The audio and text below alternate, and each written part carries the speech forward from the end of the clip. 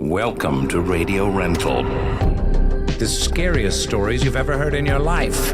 All told by real people. And off we go. This wasn't a human being that I saw. There's something here in this house, something not of this world. There was a woman moving through the hall. I stepped back and I was completely alone. Radio Rental is available now. Listen for free on Apple Podcasts, Spotify, or wherever you get your podcasts. Warranty. It's an energy someone gives off when their appliances and home systems are protected by an American Home Shield warranty. Don't worry, be warranty. For 20% off plans, visit ahs.com/listen. See ahs.com/contracts for coverage details, including limit amounts, fees, limitations, and exclusions. And now, here's the question. Double shot of miles. Look out. Yeah. Boom. All right, we go to Germany, where mayors from various cities, they're urging a nationwide ban on the use of robotic lawnmowers at night. Why? Is it too much noise for the neighbors? No, nothing like that. It's because of robotic lawnmowers, they keep running over and killing hedgehogs. That is right. About half of the 370 hedgehogs that have been rolled over by the robotic mowers, they have in fact died. And it should be added that hedgehogs are already on Germany's red list, meaning that they're at risk of extinction. The lawnmowers, not helping that case, but lawnmowers can be dangerous things. I once accidentally beheaded a snake. Miles notoriously took out an entire family of bunnies with the lawnmower, but it could always be worse. A 2-year-old kid in Maryland, he had to have his foot amputated after his father accidentally ran it over with the riding lawnmower. And lawnmowers, of course, aren't the only vehicles running things over. In Australia, a woman was sunbathing in her front yard. Yeah, her husband accidentally ran her over. She ended up surviving. Up the road in Toronto, a suspect, he was tasered in a parking lot. Then he was run over twice by one of the arresting officers. You see, the officer forgot to put the vehicle in park and rolled over the guy.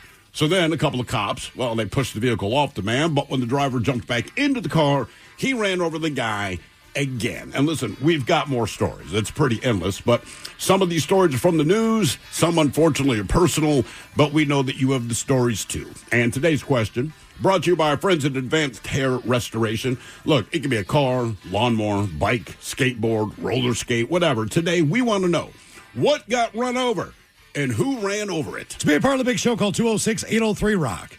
Like the Men's Room on Facebook, follow us on X and Instagram at Men's Room Live. Send your emails to the Men's Room at KISW.com, and now watch the show live on YouTube at KISW Rock.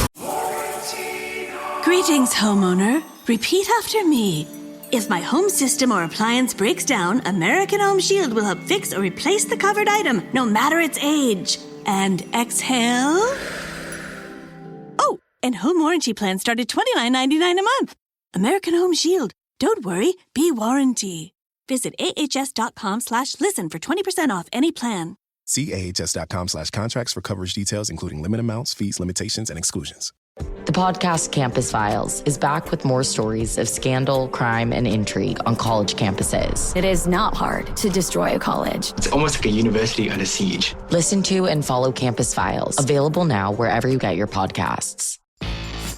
Travel smarter, not harder, at America's Best Value Inn by Sonesta, with convenient locations from coast to coast and value-packed comfort at every turn. And when you're a Sonesta Travel Pass member, staying at America's Best Value Inn means earning points toward free nights, upgrades, and more. Go to Sonesta.com to book your stay and unlock their best rates with Sonesta Travel Pass. Here today, roam tomorrow. Join now at Sonesta.com. Terms and conditions apply. All the Patrols, away we go. Welcome to the 21st Amendment season, episode number 4507. What a large and in charge program we have for you today. Guaranteed future repeat with the exciting return of Who Sucks Less. Steve, I don't know how you do it. You find people doing stupid stuff in the news. You bring us 3 stories each and every week.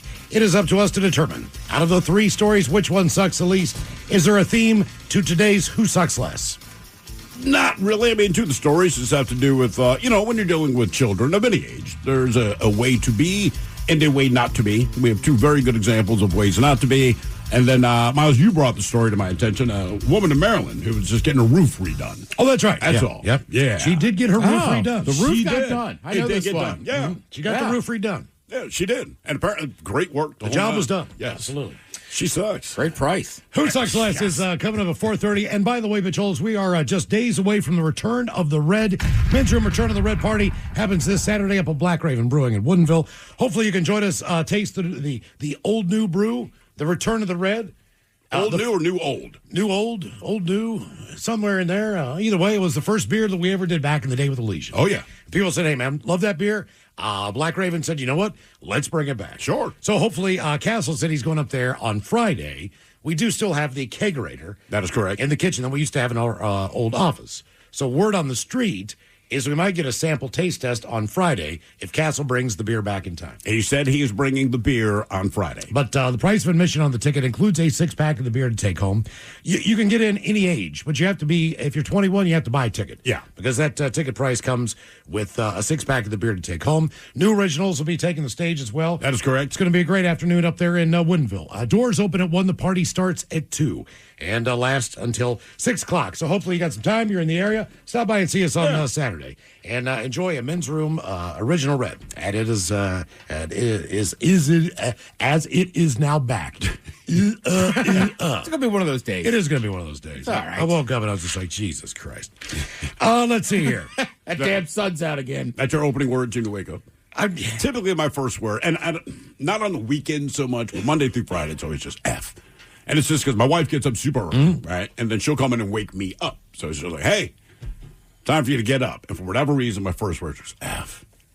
Not a bad move, nothing wrong. Yeah. I got to get up. And I always look at the clock, like she might be lying to me. It's always the same time every day. It's like, yeah, I got to do that, don't I? Yeah. I think anytime it's just life. When you just have to get up. When you have to get up. That's generally my first the word. thinking. Right. Monday through Friday without I just fail. woke up to like 8 family texts. And I'm just like, oh my God. That's never a good thing. You know, just like, is this going to be this way? You know what time it is in my world. You know, They don't care. I don't need these at 4:30 in the morning. Like, I'm not going to respond. Right. Take me off of this group crap. Anyway, today we're going to talk about things that get run over as we start in Germany. A group of mayors in Germany pushing for a nationwide ban on running your robot lawnmowers at night. Why? They say the robotic mowers are running over hedgehogs and other nocturnal wildlife that move through the area after dark. Now, the call follows petitions that drew tens of thousands of signatures and research showing that hedgehogs curl into a ball in a way to defend themselves, making them difficult for the mower sensors to detect them. I think that they know they're there and they just want to run over hedgehogs. Yeah. Almost half of the 370 hedgehogs examined after being cut by mower blades did not survive. They were placed on a red list, denoting a risk of extinction in Germany back in 2020. And the numbers keep falling. They've fallen by an estimated 30% in a decade across Europe. Cars, leaf blowers, and lawn vacuums add to the toll. Leaf blowers? Yeah, that's what it says. Leaf vacuums, leaf blowers, cars. Are they blowing a little ball into the side of a brick wall or scooters. something? Some German cities, It's not funny, Ted. including Cologne and Munich, already restrict robotic mowers at night, while researchers in Oxford and Denmark are testing, quote, hedgehog-friendly tech, from ultrasound road deterrents to certification schemes for safer mowers. Why don't you just mow your freaking lawn like normal people? Got a robot that could do it. I mean, I know, but apparently it's a hedgehog killer. Well, look, man, we've had plenty of callers, and I do not have one of these personally, that have those Roombas. And we all know for a fact that if you are away from home, your dog makes a mess in the house, and the Roomba gets a hold of it, runs over that crap, man. And spreads it. It goes from one little pile to as far as that vacuum cleaner wants to take it. Oh, yeah. That's why you need the Roomba steam mop right behind it. Yeah. Here's another one. We go to Austin, Texas. Ted, maybe you can help us out on this because I know you've been there many times. Sure. An autonomous vehicle company is investigating after a local said he watched one of its self-driving cars run over and kill a duck in the Mueller neighborhood. I love ducks. I think they're so cute, said Austin resident Faith Allen. Ducks are a staple of the Mueller community, from the images featured on local business signs to menu items. Of course, the real ones that waddle around the lake. Alex Benbow, he works at Witchcraft Tap Room and Bottle Shop. He says one female duck was always a regular. She likes to hang out in that little pot over there. She just kind of hangs out. People bring her bread, food, water, make sure she's always taken care of. She is a local legend. until she stopped showing up. A resident posted in a community Facebook group, said he saw a self-driving car run over and kill that duck near a park last Tuesday. The post claims the vehicle never slowed down and just kept on driving. That man also alleges that prior to that, the car failed to stop at a stop sign, almost hit another car, which was a big deal as well. Many in the community were saddened by the news and were left with the questions. Those things about the thing about those vehicles is they lack human instinct and nature to avoid things like that. So this is awful, but I'm not so surprised. That according to a resident in Austin. Isn't that where you did the Waymo? Austin. You in Austin, right? I was. Yeah, because I want to say when I was in Phoenix, they were everywhere. And what we found out, I guess, Austin, Phoenix, a few other cities, apparently that was kind of like their beta test place, which explains. I've seen one in town here. I've seen a few here. I think the I'm ones in Seattle still have humans driving them, though. Or at least in the vehicle, right? Because the ones in Phoenix, like, honest to God, like, the way you see taxis in Manhattan, you know, it's just a sea of yellow cars. It was Waymo everywhere. Everywhere we went, and it's weird.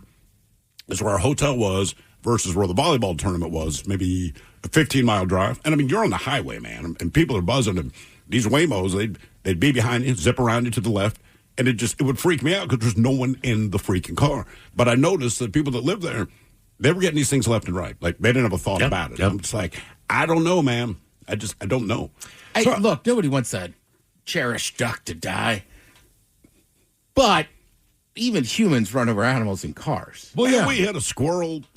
It's not that it wasn't a big deal, but the kids were very, very young. All right, my daughter was maybe 5 or 6, loves animals, very compassionate person. We're in Pennsylvania. We got a 4-hour road trip ahead of us. We were on the road for maybe 15 minutes. And Ted, you had said to me before, why do squirrels act like every day is the first day they've ever been a squirrel? It's that kind of thing. So it's in the middle of the street because that is where squirrels choose to be. And then they're very indecisive about what direction they want to go. Right? So we're trying not to hit it, but the car goes over and you just hear thunk. So my daughter, like, she pops up and she looks at me. She's like, did we hit that squirrel? So I was like, oh, no, baby, listen. I think he just hit his head on the bottom of the car, so he's got like a really bad headache, but I'm sure he's fine. Meanwhile, my son, he's maybe 4.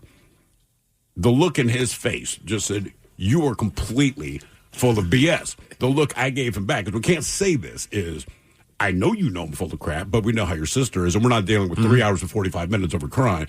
That squirrel's dead as F, man. I promise you that, but just to say that, just to assuage her concerning, and granted, there's a human being behind the wheel. You still end up hitting the animal. You're not trying to, but it happens. So in this case, don't blame the Waymo. Man, it's a sad story, but I was like, how much roadkill do you see, right? You see a ton of roadkill. I don't think all of it is from driverless cars. I think every time someone has been behind the wheel. What was run over and who ran over it? 206-803-ROCK. Hello, Rhonda. Welcome to the men's room. Hi, guys. Hola. Hola. Oh, so this is back in 1994. I was 6 months pregnant with my youngest son, and I had a Plymouth Champ. It was a stick shift. A Plymouth Champ? And, yeah, it was a little like a Geo Metro-looking car. Okay. It was a stick, and so I was at my ex-sister-in-law's, and she had a little incline going down alongside of her place where the mailbox was, and I had ran out to go grab something out of the back of the car. I shut the back end because it was a hatchback, and the car started to roll. My thought was I got to stop the car without hitting the mailbox because her husband he's really particular about his material things. Okay. So, yeah, that was very kind. That was very nice of you. Yeah. You want to submit, he is a weird jackass. We understand, but your words were picked perfectly. I just took a look at this car. I can't believe you got pregnant driving that thing. I know. You definitely did not have sex in that car. That is an unsexy car. No. So, anyways, I unlocked the driver door, went to jump in, and to try to shift it out of gear, and my left foot got caught with the back tire, and it flipped me out of the car, and the back tire landed on the bottom of my foot, pushing my foot into the rocks. Ooh. Now, the rocks were the sharp, pointed rocks, the big gravel stuff. Yeah. And I was screaming for help for over a half an hour, and a guy who lived a block and a half away was an off-duty firefighter. He ran barefoot through sticker bushes to get to me.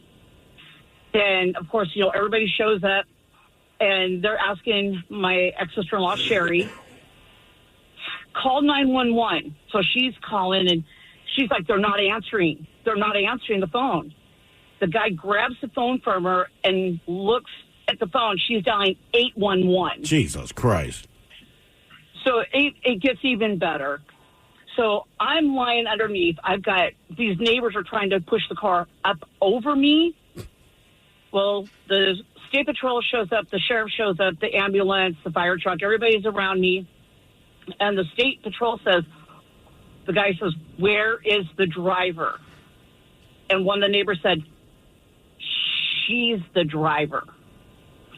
The state patrol looks at the sheriff and says, this is out of my league. I don't know how to write this report. It's all on you guys. So, yes, I got ran over, and I have the marks still to this day. Luckily, I did not break any bones. My ankle was torn wide open. Well, the hell with that. How is your unborn baby? Oh, he's a pain in the butt. All right. Then it's fine. All right, it doesn't matter about your arm. It doesn't matter about your leg. I don't care if you got a scrape or a scar. I mean, did the kid make it all right?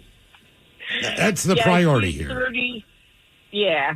Yeah, everything was fine. I mean, I was couch-ridden at my ex-sister-in-law's for a few months for it to heal up a little bit. But, yeah, and one of the daycare kids told my oldest one, Jason, because he came around and looked, and he's like, your mom's dead. Her leg is all white. Yeah, it cut the circulation off. So my son was sitting there crying that I was dead under the car. Well, be glad he was crying and not cheering like, hell yeah. Even though that was a tiny hatchback, those cars were made of metal. Yeah. Back then. So the car's going to be heavier than a plastic car made today, the same size. Were you visibly pregnant? Like, if I rolled up and I'd be like, damn, she's also pregnant? I was 6 months pregnant, yeah. Okay. I'm just I was getting there. I don't know what the month is where it starts to show. And frankly, some people just... It depends on the person. Yeah, I was really about does. to say, It really seems does. to go person by person. Damn, man. So why is she now your ex-sister-in-law? You got divorced? We never were married, but we were together 17 and a half years. Okay, I got you. Brother-in-law and I were. So, yeah. Damn. All right. Okay. Well, I'm glad you survived, man. Boy, that was an ugly car. Made your kid an idiot. What was the car? A Plymouth, what was it? Here, I'll pull it up right here. It's just an ugly. Plymouth Champ. Yeah, that is not a Champ. Damn. I remember the car. That is not a Champ. That's a Rudy. Well, they also had a Dodge version of that. So the Omni? Yeah, probably. Okay, It's very close. My parents had an Very Omni. close. That's what we kidnapped that guy in, was in a Dodge Omni. Yeah, and then we had a Mercury Lynx. I remember which that was the same one. thing, like that hatchback. Like it was, I think only 2-door, but I mean, there was a back seat. I don't remember being that ugly, though. Damn. That was an ugly, ugly one. Man, that Lynx sat in our driveway forever. And then we fixed it up. So my brother wanted it when he was a little bit older. Yeah. So he was coaching me in baseball. And I remember he had that thing. And I feel like we still had to push it a lot to get it going. Oh, yeah. That is a Dodge Colt.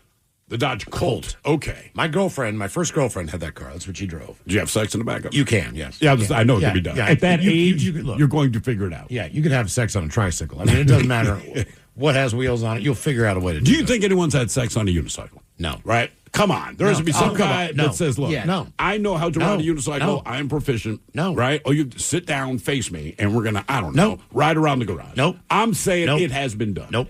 I'm with Thrill. Nope. Have you never seen, No. there used to be a unicycle guy downtown. It doesn't mean you can have sex on it. But he stands there on this, he stops and just barely goes a little bit forward and back so he doesn't fall over. And I think he's built for it. Well, if you do that, to have done. back and forth thing, you know what I mean? It kind of would take care of itself, right? So Sex I'm on a saying- Has anyone ever had sex while riding a unicycle? Is it possible? I want to try it. My girlfriend is down. But it does. Oh, unicycle porn videos. See that it's been done. On Pornhub? Yeah, all right. Check it out. Just click. Let me just click on Pornhub. That's the last thing I need to get is click on It's Pornhub. unicycle sex. What is Wait, hold HR on, going to hold on. say? Let me see this. We don't have HR. It's No. unicycle sex. I wouldn't even be embarrassed. But like, obviously, this is a curiosity, not a fetish. I mean, in the end, if you're just at home masturbating, we should all be watching. Now I'm on unicyclist.com. Yeah. Okay. Is anyone confessing to having sex on? I'm saying it has to have been done, man. Yeah.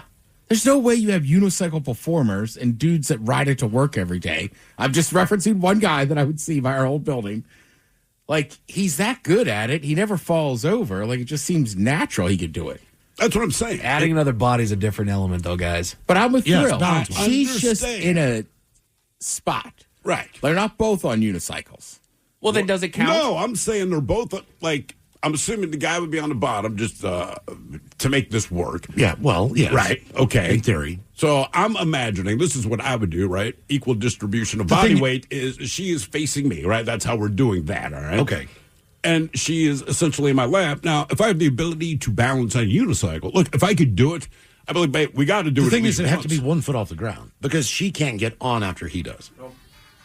So once he pops up there, it's impossible for her to be hoisted up to get in that position in the first place. I disagree. I think it can be done. You might be able to build some stirrups on there that she could, like, brace herself on. I did learn that there is a site called unicyclist.com Yes, that there answers is. all these questions.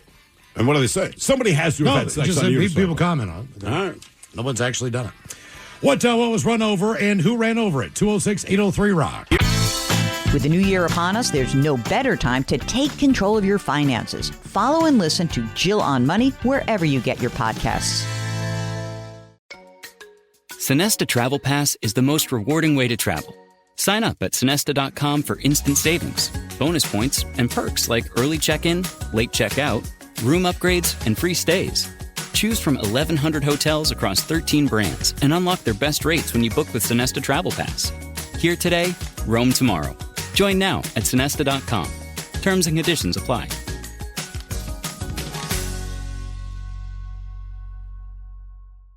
You're in the men's room. Text the guys at 206-803-ROCK. Driver hits a man and then just keeps on going. It was all caught on camera. Happened outside of Sean Kim's Cannabis, where the man works. This happened a few months back. Surveillance video shows the driver hit the father of two who was standing in front of their car on Friday morning. Video shows the driver run over the man's legs and just leaves him in the road. Apparently, the bud tender was helping a customer Friday morning when he stepped away to answer the phone. As soon as he did, she was looking around and she took the product and then took off without paying. You can see the woman look around in the surveillance video before she walks out with the product. Now, the bud tender then walked out just to take a picture of the woman and her car and her license plate. All right. That's when he was hit. Paramedics rushed the victim to Harborview Medical Center. He adds the bud tender can talk, and despite being in pain, he's in good spirits. He told Fox 13, despite their efforts to get in contact with police, they have not heard any updates. And as of the latest press release, woman has still not been found or caught. Really? Yes. Damn, man. You ran over a damn bud tender. Come on. I mean, they're doing God's work. Leave them alone. Now we head to Wenatchee, Washington. Also, like, every place has cameras now, but if you go to a weed shop, there is cameras everywhere. If you go to a place that is cash only, I guarantee you there are cameras. Well, you know, like when they, if you go to Fred Meyer and you buy liquor, all right? Yeah. They don't look at your ID on the front. They basically take a gun and they scan the back, and Right. that little That's it. code on the back. Correct. So they know who you are. That's all it is. Right. They could do the same They thing. don't even care about your age at that point. at Just a weed ding. shop, you know? Just do your ID. Because when you walk in immediately, they ask for ID. Right. Good point. And then when you are ready to cash out, they ask for your ID one more time. So they do a double process. Now, maybe, obviously, she didn't get to the second time.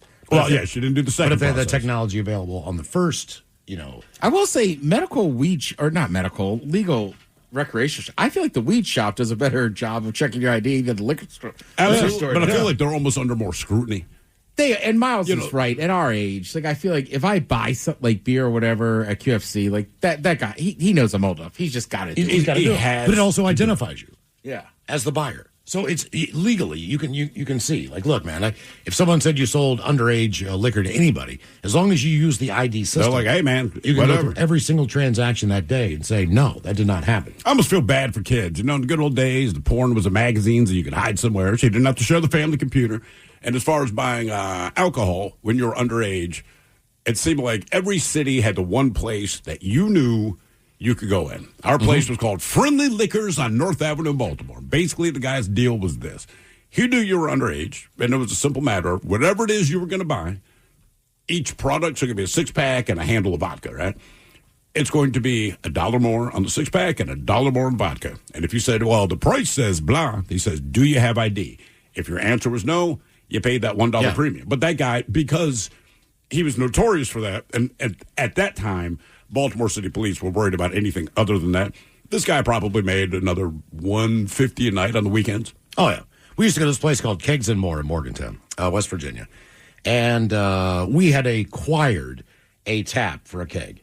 Right. So we had one. I'm pretty sure it was stolen from someone else's party. Of I don't course. know how we got our hands on it, but we had an Because you actual stole tap. it from someone else's party, yeah. So we go to Kegs and More, and we would get, Ted, either the Beast.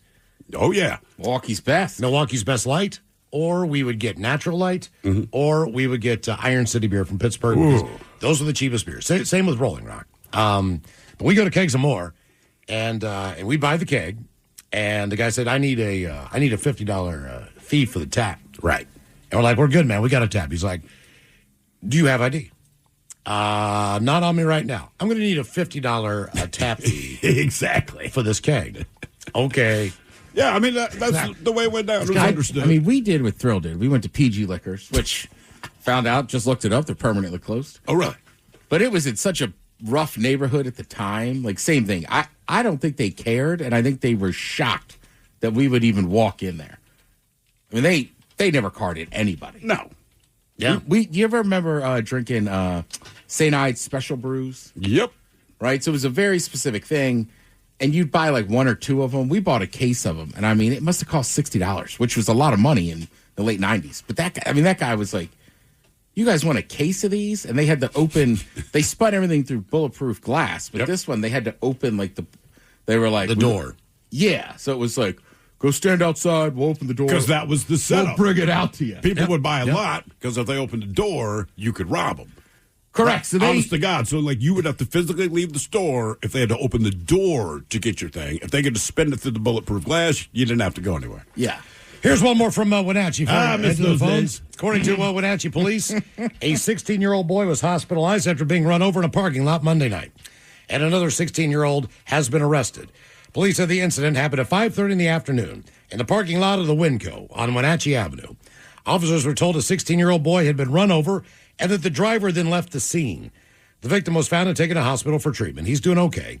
Investigators say the teen was reportedly riding on the hood of the car when he fell off and was run over. Witnesses identified another 16-year-old boy as the driver. Police later located him, arrested him on suspicion of vehicular assault and felony hit and run. The vehicle believed to be involved was seized, while officers seek a search warrant. Our question, what was run over and who ran over it? 206-803-ROCK. Hello, Beezus. Welcome to the men's room. Hola, bitch, hola. Hola. Can I get a Leroy Jenkins? I can get you Leroy Jenkins. Just hold your horses there. Let's do this. Leroy Jenkins. Yeah, this is not a good story. I don't want to tell it, but that's why you call. So it. you let it off with a Leroy. I don't want to talk about this. Give me Leroy Jenkins and tell you something horrible. I got a guy with a gun to my head. Maybe call this radio show and tell this awful story. Well, Leroy Jenkins ran into and got shot down, right? Yes. Just Okay, then, real quick. right? Oh, so you're Leroy Yeah. Jenkins is this. All right, I got you. Okay, so first of all, hey, unicycle. If there's a will, there's a way. That's what I'm saying, man. Thank you. You can make that happen. We did just can make real that quick. One thing we did discover: unicycling is also a sex term that does not actually involve a unicycle. So if you try to do research on this, It's kind of you're going to go down a weird road. Yeah, it's going taking you to a weird place. What? Oh, damn. But now, Con, it's what unicycling is. I mean, look, you can. I'm just saying it does not involve unicycle. We just It involves a woman taking care of herself. Yeah. Oh, all right. Ted's on it. All right, then. Well, yeah.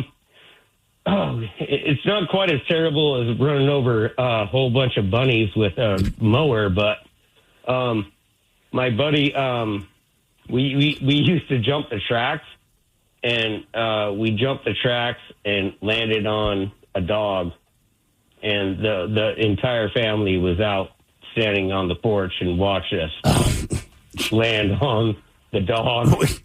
You jumped a car across railroad tracks? Yeah. Oh, yeah. And you landed on the family dog in front of the family. Yeah. Right in front of the family.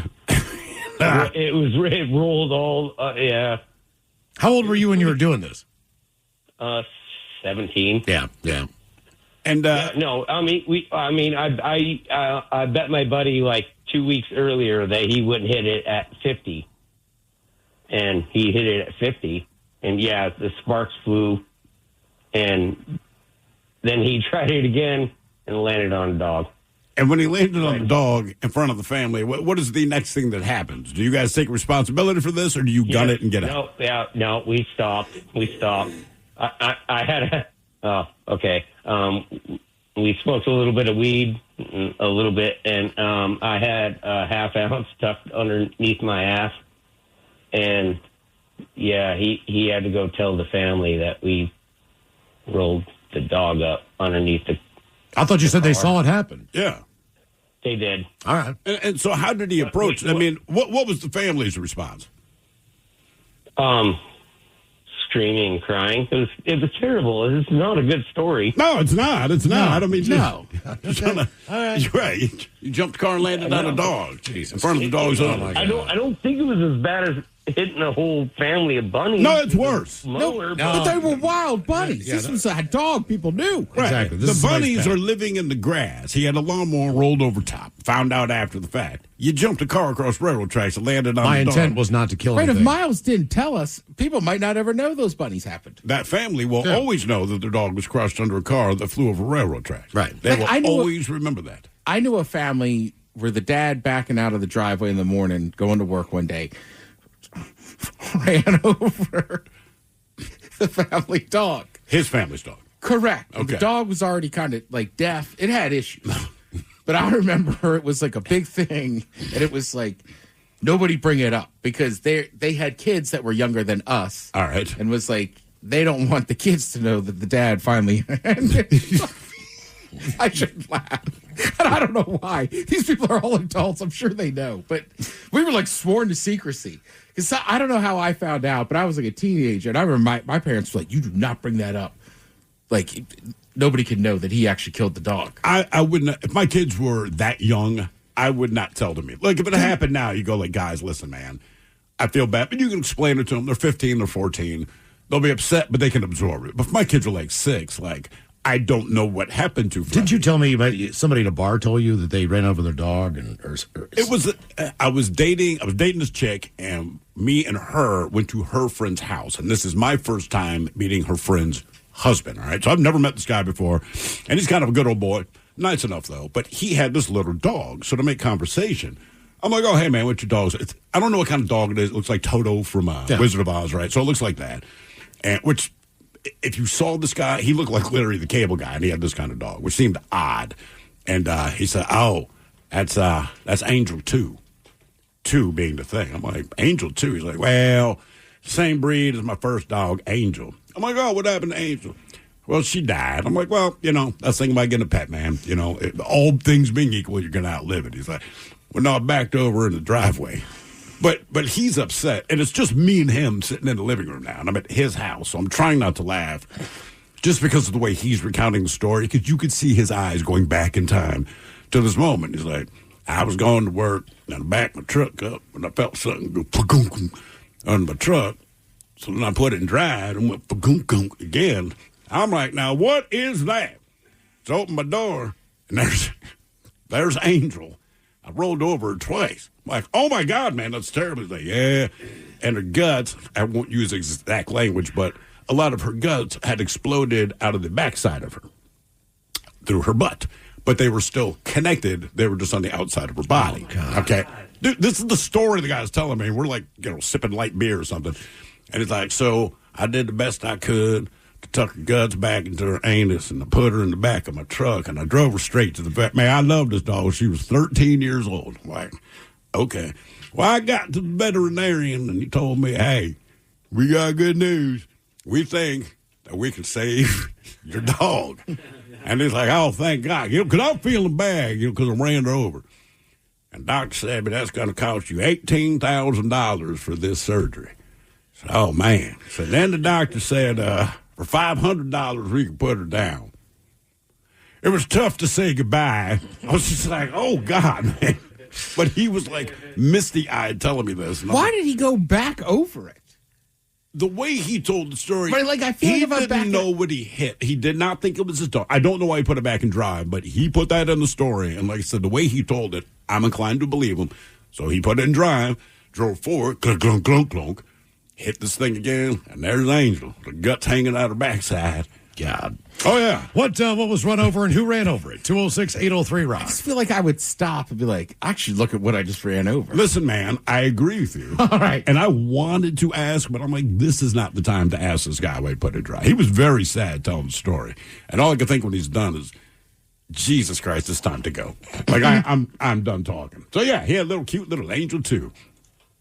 Hello, Carrie. Welcome to the men's room. Hello. Hola. So, Carrie. Can you hear me okay? Yeah, we can hear you. Okay. What happened? I'm making a left turn. I like that move. Can you hear me? Okay. Because now I'm done talking. Okay, shut up now. Jesus. They should teach phone in high school. Here's how you actually talk to someone. I know you can text. Okay, I'll try again. I was 23 years old in 1994 at college at UNLV in Las Vegas. Saturday morning after dropping off somebody who spent the night after partying because it's Las Vegas, we're in college. I'm driving home on Flamingo Avenue and it's a 45-mile-an-hour speed limit.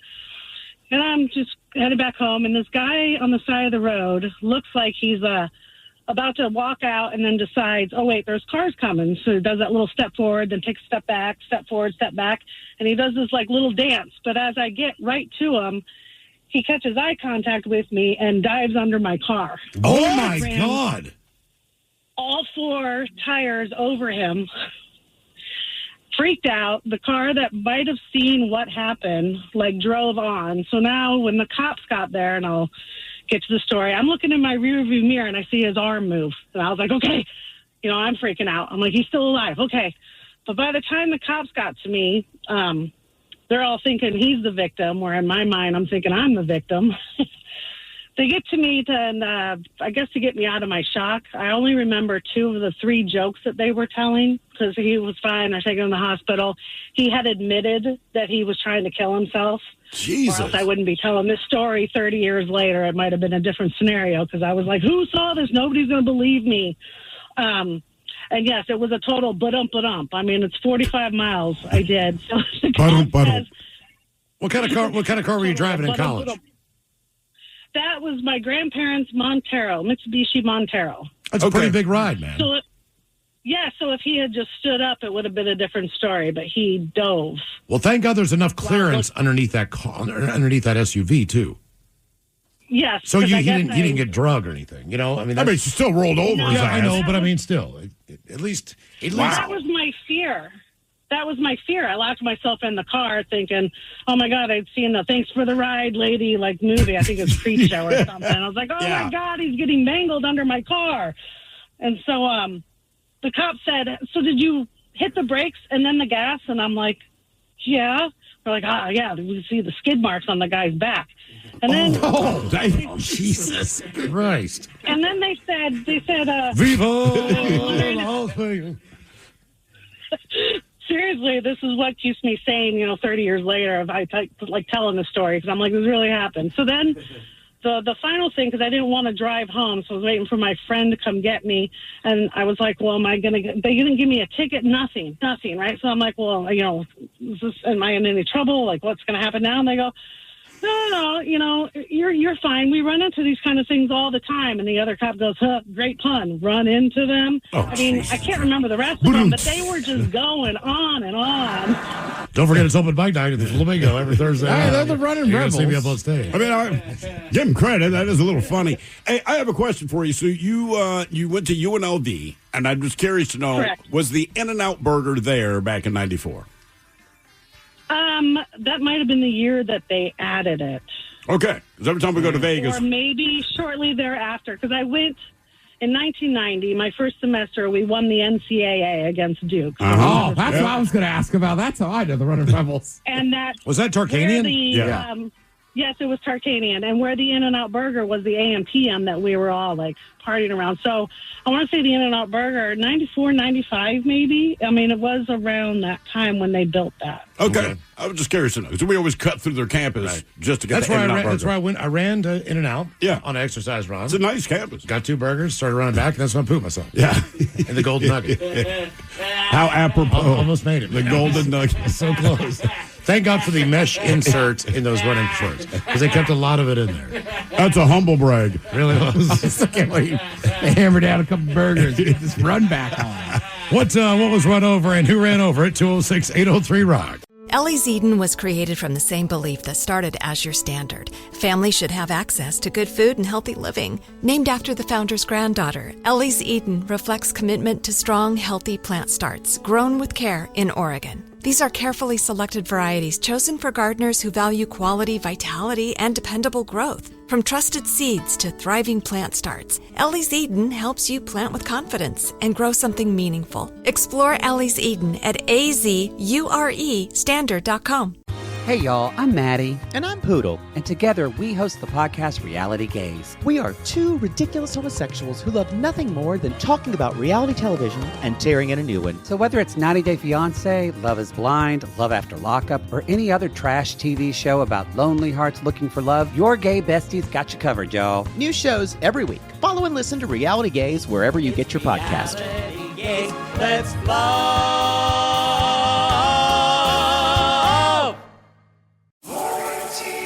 With American Home Shield, you can now video chat with live repair experts for help with home fixes over the phone. American Home Shield. Don't worry, be warranty. Visit ahs.com/listen for 20% off any plan. Available as a benefit with select plans. You live with intention, what you allow into your body and what you don't. Like you, Azure was well built on a higher standard. Truthful, transparent labels, every ingredient listed. No proprietary blends. Organic isn't our finish line. We go further with rigorous third-party testing beyond industry standards to verify purity and potency. Living deliberately means choosing products that align with your values. Azure Well, wellness without compromise. Visit azurelivingwell.com. These products have not been evaluated by the FDA and are not intended to diagnose, treat, cure, or prevent any disease. The podcast Campus Files is back with more stories of scandal, crime, and intrigue on college campuses. Campus Files, available now wherever you get your podcasts. They trust you with everything. Their scraped knees, their big questions, their growing bodies. So when you choose a supplement for your family, you don't compromise. At Azure Well, we put the full truth on the label. Every ingredient, every amount. And we test beyond industry standards to ensure what's listed is what's inside. Azure Well, the standard you hold for your family, reflected back to you. Visit azurelivingwell.com. These products have not been evaluated by the FDA and are not intended to diagnose, treat, cure, or prevent any disease. The shenanigans continue. This is the men's room with Miles and Thrill. Idaho Transportation Department worker run over by distracted driver on his second day of work. Damn. According to a post by the department. ITD said that Mark Lynn was working his second day as an inspector when a distracted driver drove through a construction zone. They said the driver was in an SUV and was distracted by her dog in the back seat. In a split second, Mark Lynn had 2 choices: jump over the hood or drop flat onto his back. He chose the second option and dropped flat on his back. They said Mark Lynn hit the deck and the vehicle just ran right over him. Everyone walked away unscathed, and Mark Lynn even finished his shift. He was run over by the car, but the car did not hit him. Okay, so it drove over him without making contact. He dropped, laid flat. The car went over the top of him. He sits up and continues his work. I'll be honest, if I had to make that decision, I think I would go for the jump. It would not work, and I do know that. But the idea of laying down, I don't know, man. I would go for the jump. Like I said, I know it wouldn't work. Yeah, but I feel like I'll be hit by the windshield, and I'll just be damaged as we're dropping flat on my back. I'd be convinced I'm going to get run the F over. That is amazing to me. Yeah. Holy crap, man. Our question, what was run over and who ran over it? 206-803-ROCK. Hello, TJ. Welcome to the men's room. What's up, guys? Hola. So I've been telling this story for quite some time, thinking it's unique, and all of a sudden Ted Smith has a story about someone running over their own dog. And it wasn't me, though. I was I went to this girl's house to go on a first date, and she wanted to drive, and I was like, all right, let's go. Backs out of her driveway. She's like, what was that? And I was like, I don't know, some black scurried. I don't know. She's like, was that? Well, I don't remember his name, Buster. I'm like, I don't know what it was. She puts the car in park in the middle of the street. I'm sitting there in the passenger seat. She runs into the house, and then the screaming starts because she ran over her own dog. Oh, no. So of course I get out. Yeah, sorry, Buster. So I get out. The dog's bleeding. She's crying. She calls her family to show up, and I cover it with a blanket. And the second I picked up that dog, because we were going to go to the vet, I'm already too bought in at this point. The dog dies. Oh. And I know it, but no one else does because it's covered in a blanket. I hand her the dog. No, he's fine. He's just breathing real shallow. Just talk to him real nice. So the entire drive to the vet, she's talking to a dead dog. We get there, and she's like, I can't deal with this. So I'm like kind of roped in and don't have a ride home. I go back with the vet, and he's like, well, what do you want to do? And I was like, this isn't mine. I have no idea, man. I'm just an innocent bystander, pretty much. He rubs the dog, and the static electricity makes the heart meter, the EKG, start beeping. So she runs in thinking it's his heart and he's alive, and you're going to tell her a second time that the dog is dead. And then she's like, we got to bury the dog, and we always do that at my grandfather's house. I'm like, okay, let's go to Grandpa's house. What was your original plan, by the way? First date? Now you're going to go bury the dog? Well, the original plan was to go on the date and do first date stuff. Yeah. Not bury the dog. What did you ever? I mean, did you end up digging the grave and burying this thing on a grandfather's property? No, we show up to Grandpa's house, and this is in northern Arizona, where all the old people landscape their yard with just rocks. Yeah. So you got to scrape them out of the way and then dig into the hard ground. And the grandpa's like, who are you? And I'm like, I'm just the boyfriend, not even boyfriend. I'm going on a date with your granddaughter. I'm just a guide. He's like, you could tell he's kind of annoyed that they're there unannounced and having to dig a hole in his property, but he's there for it. So I hand the shovel off to the kid. Her little brother showed up, and I'm like, I'm not digging your dog's grave. But then the kid learned an important lesson where he dug the hole the exact size of the dog. So when he buries it, covers it in dirt, and they're all saying words with their heads bowed, I'm over there kind of stepping on it, trying to push it down. It's going to ruin this old man's front yard and all his pretty rocks. No. Well, he sees me, and he kind of waves me off. He's like, hey, I'll deal with it later. Just leave it, man. And I was like, hey, old man, can I get a ride home after this? Like, yeah. When they're done speaking, I'll give you a ride. So then I had a cool ride home with Grandpa, but needless to say, I never got the date. I think you should get a second date. Yeah, me too. Yeah, you bury a dog. You definitely this deserves a do-over, doesn't it? I mean, yeah, but I think it was kind of scarred from the get-go. And, it was a bad sign. When you're early 20s, there's just other stuff to do and other people to be around than the chick that ran over her own dog. And, Just out of curiosity, what kind of car did you have? Why did she want to drive? This chick had, this gets funnier. She wanted to drive her own truck because she had a truck. And I had the little sports car at the time because I was cool. And she wanted to go find a back road and get in the back of the truck and do first date stuff. So then I'm also pissed because I'm missing out on those activities because of this dumb dog. And you had a guarantee. I'm going to take my truck so that we can have sex. Yes. And instead, you're stomping on the corpse of a dead dog in a grandfather's yard so there's not a lump. That's right. The way you would describe this woman at times would be a spark plug or hot to trot or a vixen. So it was going to be happening, but at that point it's just I just want to go home. Yeah. Yeah, I can see that. I've never had a first date go that way. No. I've had bad first dates. Nothing like that. How awkward was the ride home with her grandfather? Because you've only just met him, and the only thing you did was bury a dog in his yard. I mean, all I remember was he was just a bro, he seemed annoyed. I was annoyed. So we both had like similar responses. So he was just like, "Yeah, man, that's kind of the way it goes sometimes." Just trying to part some with him, but he's just a cool dude. All right, well, that's good. This is how it goes. I'd be like, no, it's not. This is not how it goes for anyone. This does on the first date, man. Yeah, I mean, it's almost like a religious thing. Like, we got to get that dog in the ground. Do it quick. Right now. Has to be Grandpa's. What was run over and who ran over it? 206-803-ROCK. I feel bad for the dog. But feel bad for everybody. Let me ask you this. Do you think you would have gone as far as he had?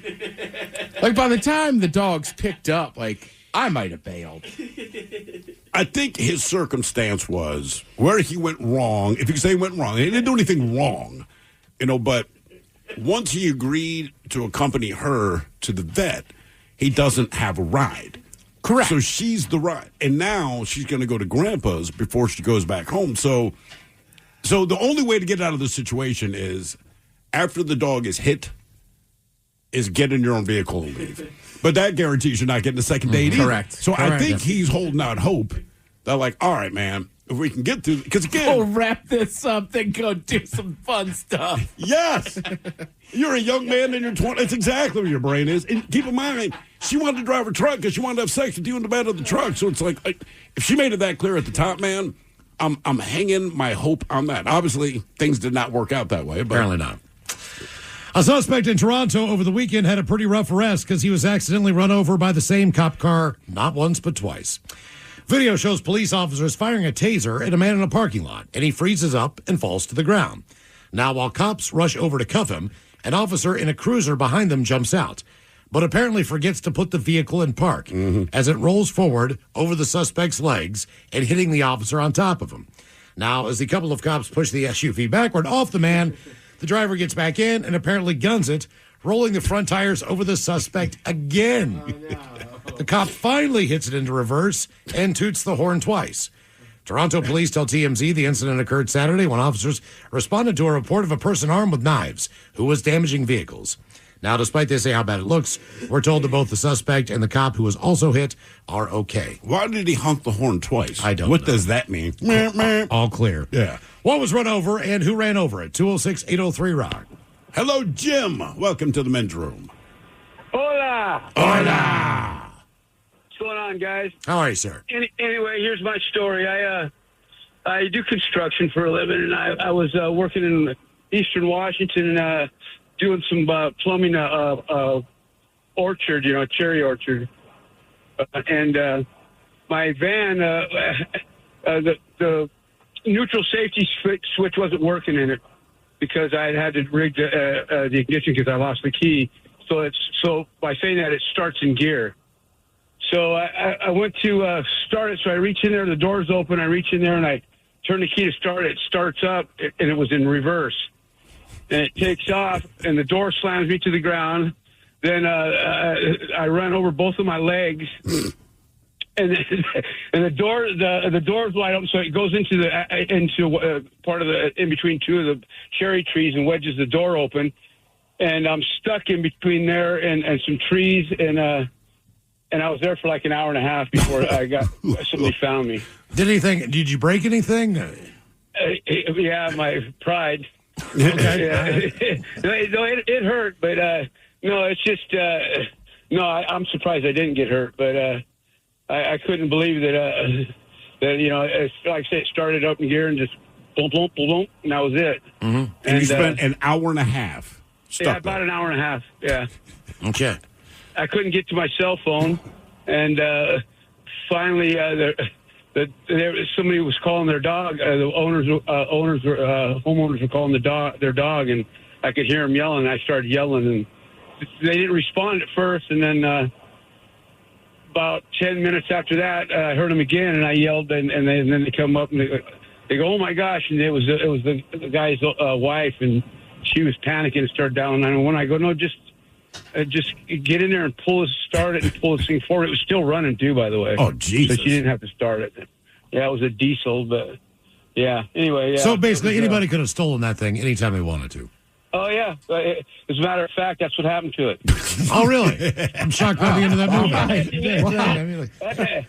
You're being a smart aleck. They probably put an ignition in it and things like that. Yeah, well, it was a work rig, man. And, I never seen it after that either. It was full of tools, too. Mm-hmm. That's why they took it. That's how it goes. It's probably somebody that worked for me at one time. That's pretty much the same area where I ran over that family of quail. Oh, right. Eastern Washington, actually, Wenatchee. That's not Eastern Washington, but they call it Eastern Washington. But, I was on my way to Chelan, and I was right near Wenatchee. There's a lot of cherry trees in that area. And I see this family of birds on the side of the road. Couldn't really identify them because I was too far out. Sure. But then they started walking across the road, no more than 20 yards away from my car immediately. And it kind of looked like the Partridge Family. They were all in a line. Right. The mom was in front. She was bigger. Then obviously the peeps are behind her. And I'm like, oh my God. And then, and I look at my rearview mirror and it's like a pink cloud of cotton candy in the air. Right. And I'm like, oh man. So I pull over because I'm on the highway. Did you get all of them? I mean, yeah. But I pull over on the highway, man. They're in the grill. They're underneath the car. Yeah. It's just like one of those things. I was like, oh, man. I'm pretty sure they were either quail or pheasant. Now, do you try to clean it off then, or do you just keep driving and go to a car wash? I did go to a car wash in Wenatchee. They had a gas station where you fill up and then you could just run the car through the thing. Yeah. Problem was, they don't really spray underneath the car because it's an automatic one. So it's not like you're washing from the bottom. Yeah. So by the time I got home, I had to do a good job of getting in there and hosing it out with a wand at Brown Bear. How long did that take? To hose out, because it's now the dried carcass. I mean, that's another thing. Like, I'm kind of on the ground when I'm washing it, like trying to get underneath it. Is there blood coming from under your car when you're doing this? Just pieces of stuff. Ew. I'm thinking if I'm working at Brown Bear, like, sir, I don't know what you did, man. Wash this somewhere that is not here. What was run over and who ran it over? 206-803-ROCK. Hello, Steve. Welcome to the men's room. Hello, gentlemen. Hola. Okay, babysitting my friends, 2 dogs, one older, Bandit, one younger, Smokey, along with our young dog, Black Lab, Spaz, Bud, living in some apartments, and they had separate carports backed up right along to the not major, just 2-lane road, but people would cruise along there pretty fast. From the apartments, though, it was just a gap, little driveway that you saw through to the road because it was all blocked by the carports. You couldn't see the road. You couldn't see any traffic coming. I let the dogs out into the grassy area right by the apartment to play a little bit. And then usually I put their leashes on and walk over to the nice big field across the road. Well, the dogs smelled or saw something and just bolted across the road. And unfortunately, I got to watch while their youngest dog got hit and knocked many feet down the road behind the carports. So I don't know how it finished, but you know how it started. Yeah, it was a big bummer because it wasn't even my own. It was one of my really good friends, and I felt like I'd killed his dog. It sucked. Well, it was in your care. So, I mean, no matter what, you're going to feel bad. Or not, you're going to feel bad, right? Yep. And it totally sucked. So I bet it did. What was your friend's response? Were they angry at you or just sad about the situation? Oh, he was just really sad. Well, yeah, he lost his dog. Yeah. And it was the younger dog, only like 3 years old, but didn't matter. He really loved stuff. He loved stuff hard. His dogs, his favorite music, whatever. He's a hard lover. Yeah. What happened to his music? He ran over it, too. I mean, look. Somehow we've gotten into a little bit of circle here of people knowing the dogs. Yeah, I know. I just want to say for the record, I think anybody that hits a dog is going to feel awful. Yes. I mean, I remember seeing anything I hit, I feel awful. Right. I mean, even you did it because you're a kid, but like nobody wants to run over a squirrel. No, we weren't trying to, but I know we did. What was run over and who ran over it? 206-803-ROCK. Sonesta Travel Pass is the most rewarding way to travel. Sign up at Sonesta.com for instant savings, bonus points, and perks like early check-in, late check-out, room upgrades, and free stays. Choose from 1,100 hotels across 13 brands and unlock their best rates when you book with Sonesta Travel Pass. Here today, roam tomorrow. Join now at Sonesta.com. Terms and conditions apply.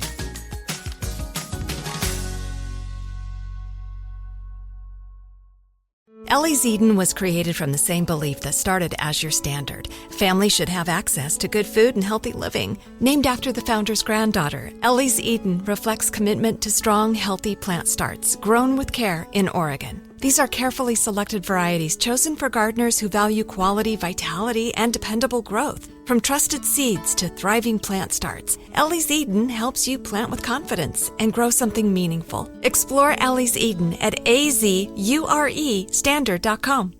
Do you have a dark curiosity? Follow and listen to Heart Starts Pounding on the free Odyssey app or wherever you get your podcasts.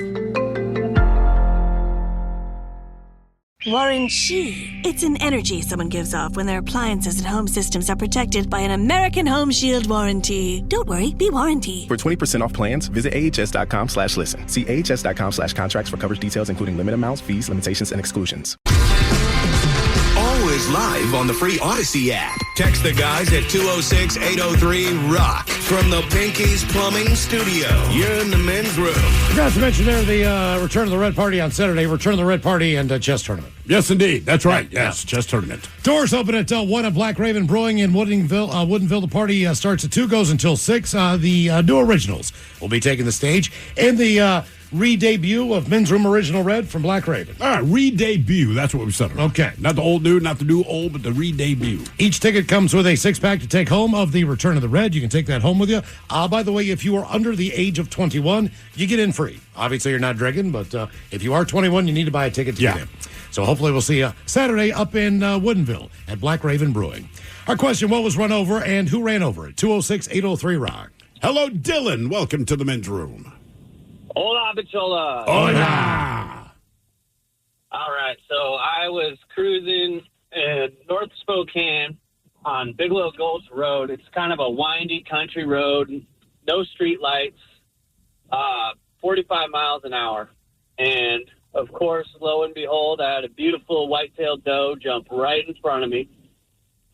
This car, I mean, I'm talking maybe 6 or 7 inches of clearance from the ground. And I went all the way over her, and I took her shirt off. Oh, damn. And I don't know if you guys have had venison before, but it's got a distinct taste and a distinct smell. Yeah. It smelled just like it. That's what you took away from this. Like, wow, that actually smells like... How bad was your car messed up?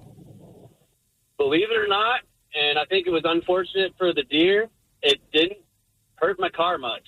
Didn't take my bumper down or anything. I just went right over the top of her, just clean off. It looked like there was a shag rug stuck under my bumper. Yeah, well, as far as accidents go in West Virginia, ATVs are number 2 or number 1. People hitting deer, that's right up there too. But when we took driver's ed, and he was saying he didn't have much clearance on that car, typically you do not run over the deer. Yeah. The deer's going to flip over the top of the car. Right. Depending on how big it is.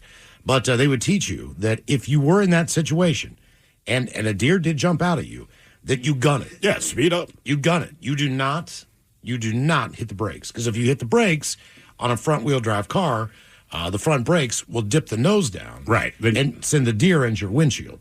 That's correct. That's when it could get bad. So they say, like, look, man, just if it happens, if you have a second, just gun it. You're going to hit it. What was run over and who ran over it? 206-803-ROCK. Hello, Craig. Welcome to the men's room. Hola, bicholas. Hola. So back when I was about 13, I used to go down to Enumclaw and spend time with my cousins down there on the farm. And the parents were on vacation. Both neighbors' parents were on vacation. So my buddies, they're both like 13 years old, my cousin and his buddy and myself, take his dad's S10 pickup truck out on a cruise, right? So we head down to Muckleshoots and mess around and pick up some fireworks or something. And we're coming back on the road going about 50, and my neighbor, who's sitting shotgun in the passenger seat, his dog's walking out on the road, and my cousin's like, hey, your dog's in the road. I'll slow down. He's like, don't worry about it. The dog will move. just keep going. So he keeps going. The dog did not move, man. He went right over the top of it and killed that thing dead. Messed up the truck, and then they had to explain to the parents when they got back why the truck was messed up and the dog was dead. And, oh, man, it was it was just a wreck, man. Don't worry, he'll move. To his credit, that happens more often than you think, though. What do you mean? There was a number of people that I knew that they lived on a property that had a big open area and a long driveway, and their dog never left the yard, so the dog just ran. Yeah, just ran free out there. When you drove in, they'd run up and they'd bark at you, but they would kind of move out of the way. Now you were always afraid that you might hit the dog, but they always got out of the way. My neighbor's dog, Muffin, that's how she went down, man. For 40 years, dog's always in the front yard. They didn't have a huge front yard, but Muffin, little dog, but she would yap her head off all the time at every car that went by. Every time I'm waiting for the school bus, the dog's barking. Like, Muffin, you know me. Anyway, I come home, and Tammy, I believe, was the name of the chick who lived across the street. Huge girl, even though we're the same age. I don't mean huge like fat. I mean like shoulder to shoulder, man. She looked like Brock Lesnar's daughter, right? She's kind of built like that. And she's in tears. And we weren't like tight or anything, but I'm like, what's up, man? She's like, Muffin's dead. I'm like, your dog Muffin? Like, what the hell happened, man? She's only like 5 years old. She was hit by a car. And I'm young enough. I'm like, well, she chased cars, man. What did you think was going to happen? She died. Now, we didn't live on a very busy street, but I'm like, every time a car went by, Muffin made it a point to let the car know that she owned the street. And now she doesn't. I was not shocked at all. I'm like, Mike's right, though. I mean, I have friends that still do it. And you know the dog should move, but it still terrifies you when that dog just comes bolting out. Yeah, I do have one friend. They have this massive pit bull, right? This dog scares everybody. It's the sweetest dog you'll ever see. But every time they open the front door, this dog comes shooting out. But I can't explain. Will not leave the front yard. There's no fence, nothing like that. But the dog won't do it. But you do think to yourself, man, one day this might not end well. Yeah. But the dog's always out there. I'm shocked Tigger never got hit by a car. That was your old dog, right? Yeah, he was one of those dogs. Like a Scottish Terrier. Just, if you weren't paying attention, he was just always looking to run. He'd come home. Right. But he always wanted to go, like, on an adventure. Okay. Yeah, right. It's not like... we lived in a neighborhood, but it wasn't like the quietest neighborhood. Like, there was a lot of cars. Well, the thing is, you don't have to be traveling fast in a car to do a lot of damage to an animal. Yeah. You know where you could usually find them down the street trying to hook up a Zuzu. You've told me about that before. Oh, my God. Constantly. Hello, Chris. Welcome to the men's room. Hola. This was quite a few years back. We were heading down to Oregon for a car show. I got a couple buddies following me. Bombing, 65, 70, no big deal. All of a sudden, two big-ass squirrels come shooting out under my car. And the other guy that said he got about 6, 7 inches, or maybe half that. Oh, damn. That's a My squirrel buddy killer. texts me, he's like, you ass. I'm like, what? It sprayed up, coated his windshield. It's even better. He likes to ride with no wipers because it's a sleeker look. Are you So kidding he me? couldn't clean it off. He couldn't clean it off. Nope, not to the next stop. Jesus. So what did he clean it off with? I mean, just pull over. Squeegee? What? Well, yeah, the fluid still worked, but there's nothing to actually wipe with. Oh, You had to right, wait till the next gas station stop. I'm sure they love that. Yeah, everybody will squeegee, man. What kind of car do you have? Yeah. Scion XB. Okay. We're all lowered, slow and low. Nice. Okay. Low enough to take out a squirrel. Jesus whiz. Jesus, man. What was run over? Who ran over at 206-803 Rock? Hello, Bill. Welcome to the men's room. Hola. Hola. So this is like 35 years ago. I was in California, dropping I was dropping a buddy off after work at his apartment. So we decided to go to the apartment, have a couple of beers, and we're on the balcony. And about 75, 100 yards away, we see this commotion going on, a bunch of people, and kids playing in the parking lot. Well, come to find out, this El Camino kid was going under the car, like 3 years old, gets something under the car, and backs up over his head, and it's like, plump, and decided to pull back forward again and do it again, and found out it was a 3-year-old kid roll over his head. Kid was fine. Oh, what? Oh, my God. Kid was fine. I took him to the doctor and everything, and had him checked out, and he was fine. Yeah, but you don't know that because he's 3. Right. I mean, when he starts drooling when he's 10, man. That's I mean, true. You're just noticing what's going on right now. can't look into the future of this. You know what I mean? I don't know what happened in the future, but yeah, that's what happened. Well, he might have been okay physically, but I wonder how he did later on there. Well, your head's soft when you're younger.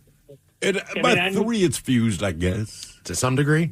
I feel like I've heard a similar story where a kid's head got run over, but because he was like on gravel or something like that, it cushioned the situation enough to where it didn't have the dire effect that you would think that it would. But somehow I feel like, when adults get run over, it's always their legs or their foot.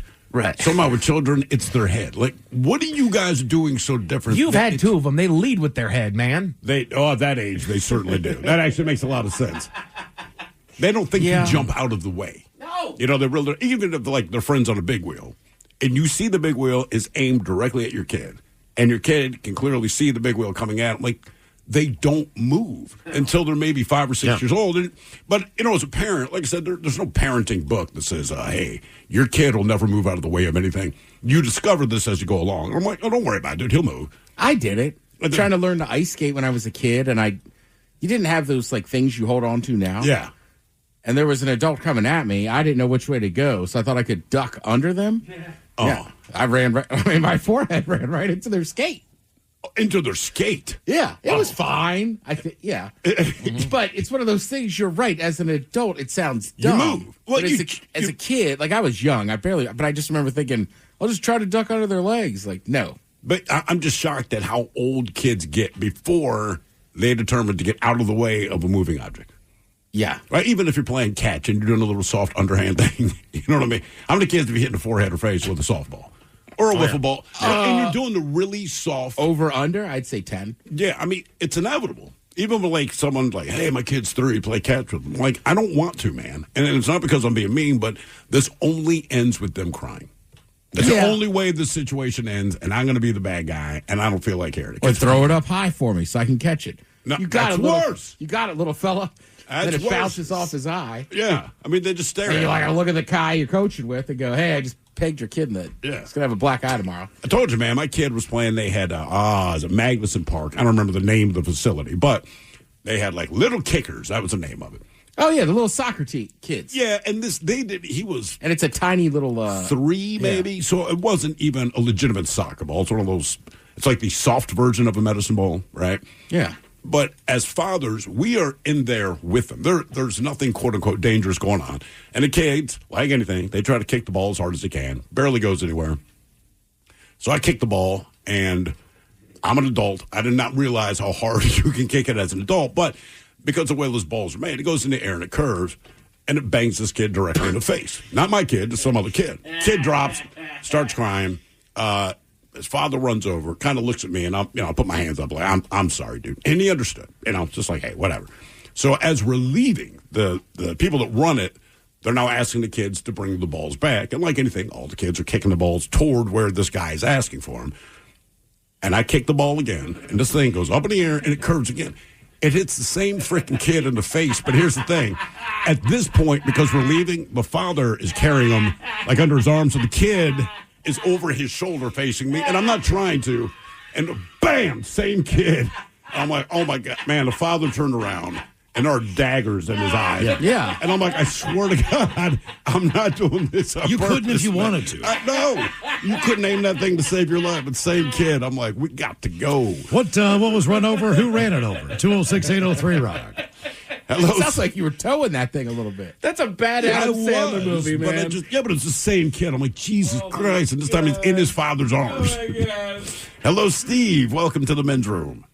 Hola, bichola. I want to tell you about a new podcast from Odyssey called Family Lore. It's about interesting family stories and the truth behind them. It's available now on Apple Podcasts, Spotify, or wherever you get your shows. Travel smarter, not harder. At America's Best Value Inn by Sonesta, with convenient locations from coast to coast and value-packed comfort at every turn.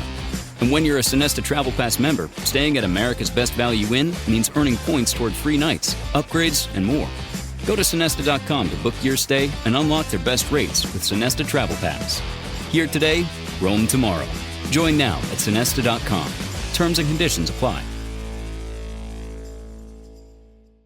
Ellie's Eden was created from the same belief that started as your standard. Families should have access to good food and healthy living. Named after the founder's granddaughter, Ellie's Eden reflects commitment to strong, healthy plant starts grown with care in Oregon. These are carefully selected varieties chosen for gardeners who value quality, vitality, and dependable growth. From trusted seeds to thriving plant starts, Ellie's Eden helps you plant with confidence and grow something meaningful. Explore Ellie's Eden at azuresstandard.com.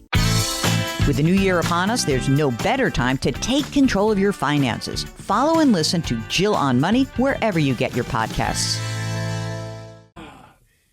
So, one Saturday night, I'm driving to poker night at my buddies. I'm on a side street, and there's no traffic either way behind me or in front of me. And this chipmunk just has a death wish or something, because about 10 yards in front of me, he just runs in front of my car. And he misses the front wheel, but I could hear, I feel him hit the undercarriage of the car. Just boom, boom, boom.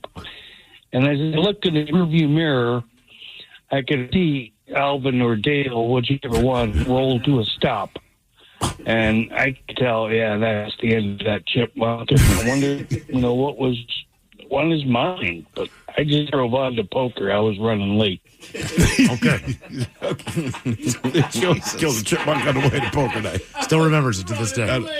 I saw him stop rolling. Dude, my buddy, chipmunk story, greatest chipmunk story I've ever witnessed in my life. Buddy just got a new compound bow. We're out in the back and we're shooting it, Yeah. And got a hay bale up and everything else. We're in his backyard. And this chipmunk starts running across the yard. And Joe goes, watch this. It goes, thump. The arrow was short. He didn't hit him square. He bounced it off the ground first.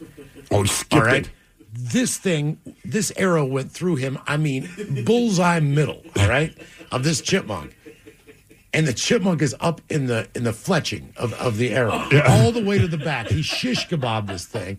And this chipmunk is just dead in the door. And I'm just like, he's like, told you. And I'm just like, damn. It was running. It wasn't even still. Right. He hit it on the run. It was the damnedest thing I've ever seen in my life. Wow. What double was run over and who ran it over? 206-803-ROCK.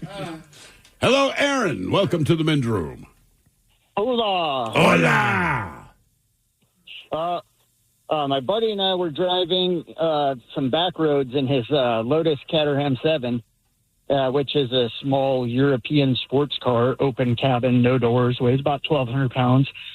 So we're buzzing around on these back roads, and I don't know, we're going around a 25-mile-an-hour turn, and we're probably doing 55, 60, and a squirrel steps out in front of us, and he just, nothing you could do. He hits it, and the thing popped and just shot all over my arm. Oh, no. Open cab. And the car is so small, if you put your hand out, you can touch the ground while you're driving. Okay, all right. So he hits this thing with the front passenger tire, and just my whole shoulder down to my elbow is just covered in swirl. What was the type of car? Lotus what? The Lotus Caterham 7. Okay, well, look at this. Pulling it up now. I'm just curious to know when you hit the squirrel, because my memory, the one that we hit in Pennsylvania, typically when I see squirrels get hit, they're always bouncing side to side. Correct. Just to make it kind of weird. The squirrel was doing the typical squirrel dance, but right before we hit it, it completely faced the car, which somehow just made it worse. So, like, both eyes are on us, not one eye. Was he standing up? Oh, for yes, sure. and for whatever reason, because I've seen squirrels get hit a million times, and it's always like they're going side to side. But this thing, I feel like at the last second, it has turned to look at us like, remember what you've done. Move! Yeah. Now I see what you're talking about with this car. The car really does. It's about 2 feet between the opening on the car and the ground. God, Jesus. Well, people always say fight or flight, but for squirrels, same thing. Sometimes people freeze. They always freeze. Yeah. They never move. What double was run over? Who ran it over? 206-803-ROCK. He's saying, slow down. Probably. It was just weird. I'm like, I saw both of his eyes before we hit him. Like, damn, man. And I know they all look the same, but like for whatever reason, That particular squirrel is etched into my brain. I like that he's in there. Maybe I'm just going to put this in your brain. Maybe that was it. It's always side to side. You see like one he's eye staring at me. This thing just turned last second. I mean, just looked right at us and boom. Like, nah, baby, he just has a headache. I had a family. Oh, God. My name's Jeff. I got 3 kids. Hello, Colby. Welcome to the men's room. Hola. How's it going, guys? Doing well. Awesome. All right. Well, about 5 or 6 years ago, I used to work for BNSF Railway as a conductor.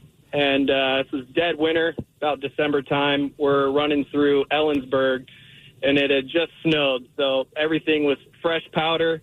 We're heading about 45 miles an hour eastbound and approaching a bridge. Well, there was a huge herd of deer on one side of the tracks, and they hear us coming, so they all start running to try to get to the other side. But with the snow, it's easier for them to just run down the track. So they tried to run across the bridge as we were approaching. And we hit about 20 of them all at once, and it was a bloodbath. So we get into Pasco and tie the train down, and we're trying to depart from the train, and the whole front end is just destroyed. And we get a call from the crew behind us, and they're like, "Hey, how was Ellensburg?" I'm like, well, you see anything? And they're like, "It looks like a war zone back there." I'm sorry to be graphic, but just based on what I know about trains and how much weight they carry and how hard that impact is, how smooth did you go through that herd? Yeah, I mean, do you even hear the right? Did you feel it? Oh yeah, it's pretty smooth. You hear little thumps, and you kind of, but like bugs on a windshield. Like butter. You're just cutting through them like butter, and just you look out the windows, and there's parts going everywhere. But yeah. Damn. Okay. Yeah, I don't know that anything wins against a train. No. Yeah, I I mean, tractor trailers lose against trains. Yeah, everything loses against the train. I told you, my buddy, a guy who lives across the street, who had all the naked photos up in his garage. He was the Acela Express, one of those conductors. And when people decided that was the way that they were going to end their life, he would get like a month off. So how many times did he get a month off? It seemed like every year. Really? It seemed like every year he would just be like, yeah, you know what happened, man? Got 3 more weeks. Oh, Jesus. Just going to hang out, get on the boat, do whatever.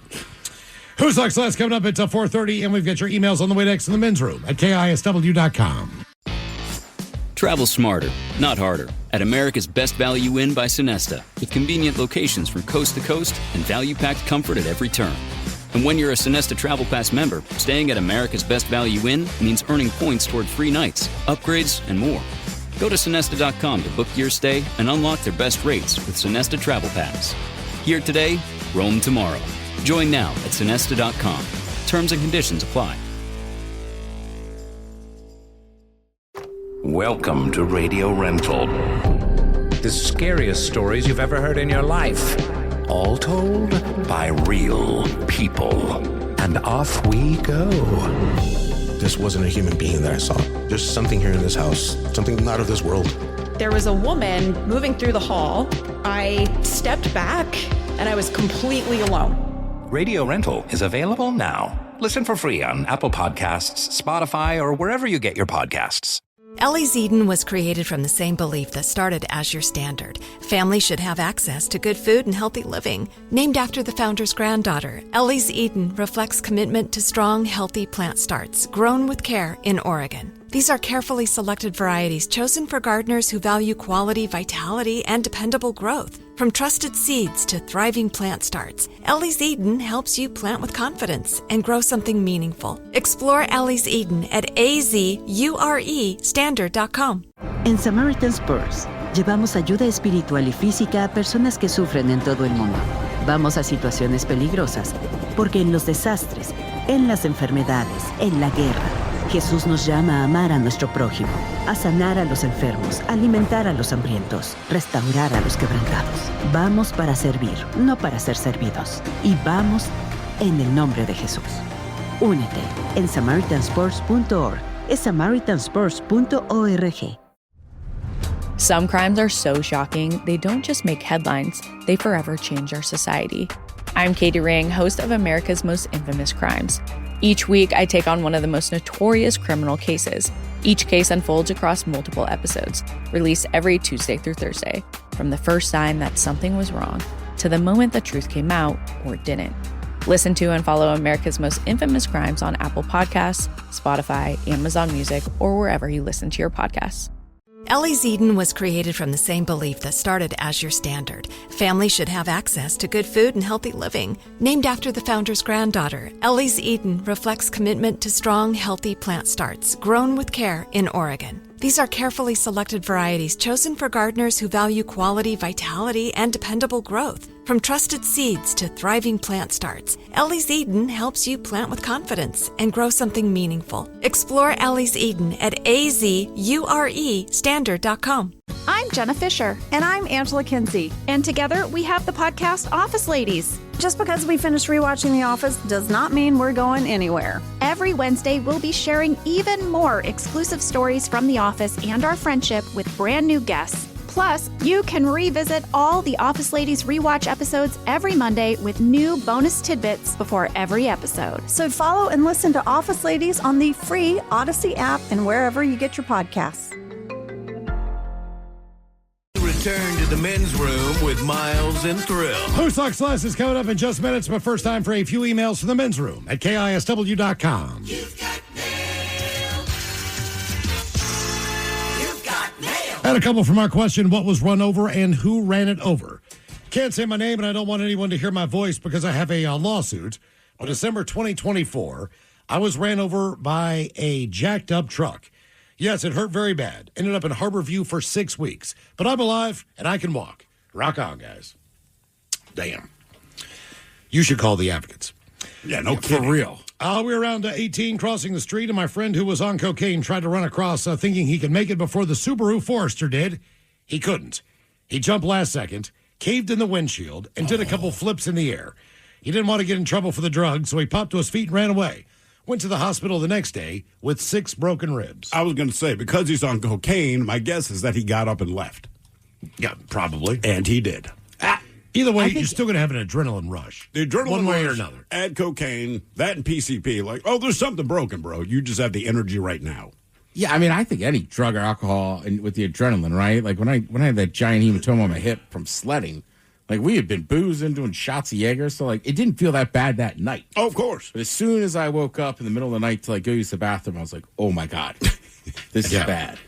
Guys, I was ran over by my mail truck while working. Had the window down, no seatbelt, because going 30 seconds away to the next stop. Hit a slick spot in the road, lost control of the mail truck, hit an embankment that was ejected out of the window, ran over twice before the mail truck came to a stop on top of me. The guy saw it happen. Thought he was walking up to a dead body for sure, but I was just laying there, waiting for help. I'm a bartender. One of my regulars left the bar drunk. He was walking home and passed out in the road, and he was run over by a car. He was given a 1% chance of living when he was airlifted.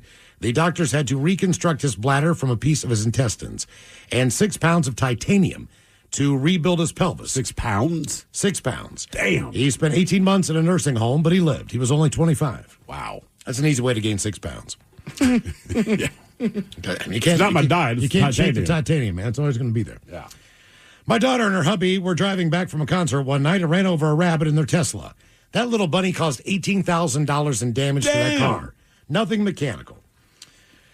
Guys, I once ran over a bush in front of the front window of my driver's ed school when I was headed to my very first day of driver's ed. I was mortified. Not good. That's a good look. What if you knocked over like a plastic parking thing? You know, like they don't come here. Yeah. You got to report that to that building, or you just leaving it? Why are you asking? If you're supposed to, I wouldn't. Yeah, I don't know if you're supposed to. Yeah, I'm sure they would like you to, but I'm just saying, me being me, considering what it is I hit, I'm not saying anything. Yeah, I didn't either. Okay. How recently did this happen? Probably good 2 years ago now. Okay, so last week. No. That's how I would say. The parking lot. It's a very tight lot. Man, don't say anything. Yeah. Say nothing. They're fine. Guys, my roadkill stats are 1 cat, 1 big bullfrog, somewhere around high double digits to possibly triple digits for lizards and small frogs. Lizards were on a stretch of road somewhere between La Paz and San Jose and Cabo. Frogs were on a short stretch of road in Japan. I was not trying to hit any of them. And another. We were in the desert of southern Utah with our Jeeps, exploring the remote canyons when I was a kid. There were a lot of cows in the area, and they were constantly walking down that road, leaving giant cow pies. Our Jeeps did not have any mud flaps, and the tires stuck out from the fenders. So every time we ran over a cow pie, it would flip up into the Jeep and land on us or in our friend's Jeep behind us. By the end of the trip, we all had random cow poop all over us. Yeah, sounds about Good right. times. Okay, time for a couple of emails about birthdays. Brought to you by Men's Room Roasted Red Salsa from San Juan Salsa Company. Dip responsibly. Let's see what we got here. Hey there, guys. I was hoping to make a less traditional birthday shout-out to Chancho, who is celebrating his bar mitzvah and 13th trip around the sun today. He and his dad are big fans of the show and watch the U2 live stream every day at KISW Rock. Thank you for everything you do. He would love a fish sandwich and the captain talking about giving advice on getting older. Thanks, guys. That's from Haley in Tacoma. I'll have a fish sandwich. Ooh, well, ahoy there and happy 13th birthday. You know, at age 13, your body's going to start going through changes as you go into adulthood. So I talked to my mascot friends. That includes Tony the Tiger, the Tricks Rabbit, Toucan Sam, Snap and Crackle. Papa's on a call with his mother. Really wanted to disturb him. We also talked to Count Chocolate, Frankenberry, and Lucky from Lucky Charms. And we all said, you know, at age 13, if you want to reach adulthood and be healthy, don't eat any of our cereals. It's just fiberglass and sugar. Unless you want tooth decay and diabetes. It's up to you. Crunch berries. I know I brought this up before. I used to DJ some bar mitzvahs. I've heard about that. Hey, we're always fun. Yeah, I won't say what I heard, but okie dokie. All of tell us today is my husband Chris's 44th trip around the sun. He recently ruptured his quadricep tendon, needing surgery. He's pretty down and out during what's going to be a very long recovery process. So can he get your penis is too small? Oh, yeah. Turtle sex, fish sandwich, cut that bitch off, and Coach Ted telling him to keep his head up and to keep pushing. Thanks, guys. Appreciated that from Nicole.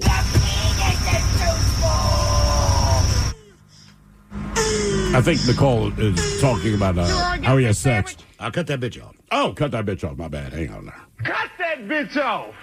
Next caller. All right, what do you say he tore there? It's quad, right? Quadricep tendon. Oh, all right. Coach ain't going to lie to you. This is going to be a rough one. Oh, yeah. Now, whoa, Coach, I'm being dead serious on this one. Do the rehab.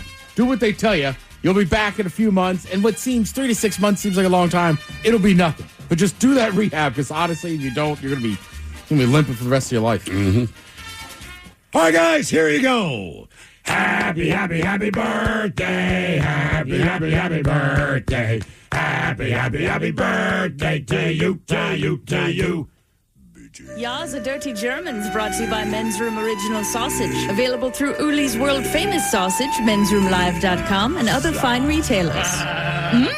Schweinefleisch. Thank you, Bob. A question that we had the other day: what's the coolest place you've been, or a place you'd never want to go again? And someone wrote in and said they never wanted to go to Mount Rushmore again. Yeah. So this guy said you had an email saying that they had gone to Mount Rushmore and they'll never go back. Well, if they had smoked a joint underneath the president's noses, like my nephew and I allegedly did, maybe they would have enjoyed it more. It was special to have a smoke with the dead presidents, allegedly. That from Thomas. I've always heard it's just smaller than you think. Sure. Subject is if I'm driving through South Dakota, I'd probably stop by. I just don't know if I'd make a point of it. If I'm in South Dakota and reasonably close, then yes, it's like you visiting Sis. I'm going to be in England, so I'm going to come. I almost think you have to drive by that thing. Really? Yeah. That should be how they do it. Yeah. Olovich is The Stand, catching up on the podcast on the Odyssey app, had to share this story. Dating this girl for a few weeks, and she was spending the night. Middle of the night, I awake suddenly gagging. This thick, god-awful stench is leaking out of the covers. Smell it. I've never smelled anything like this. I clamp the covers closed to keep from vomiting. Then I'm stuck, trying to figure out the best course of action. Keep the stench in and try not to vomit, or air it out and hope I can hold my breath long enough. As I'm pondering this dilemma, I keep repeating to myself, she is so hot. She is so hot. I ended up airing it out because it kept leaking out and I couldn't take it. I didn't vomit, thank goodness. I found out later she'd been living on bean and cheese burritos. God, though, was she hot. That from AK Matt, who says, P.S. Sometime later, she lived in a sober house and was eating a lot of hummus. Her roommates were discussing if something had died in the walls and what to do about it. So hot, though. So hot. Told you years ago, my kids are like 5 and 4 years old, maybe. And if I remember this correctly, I farted in our bedroom, then went down the hall, and I'm talking to my wife. So just based on where the kids' rooms are, I can't see them, but I can hear them talking. And they're in the hallway. My daughter just starts with, "What is that?"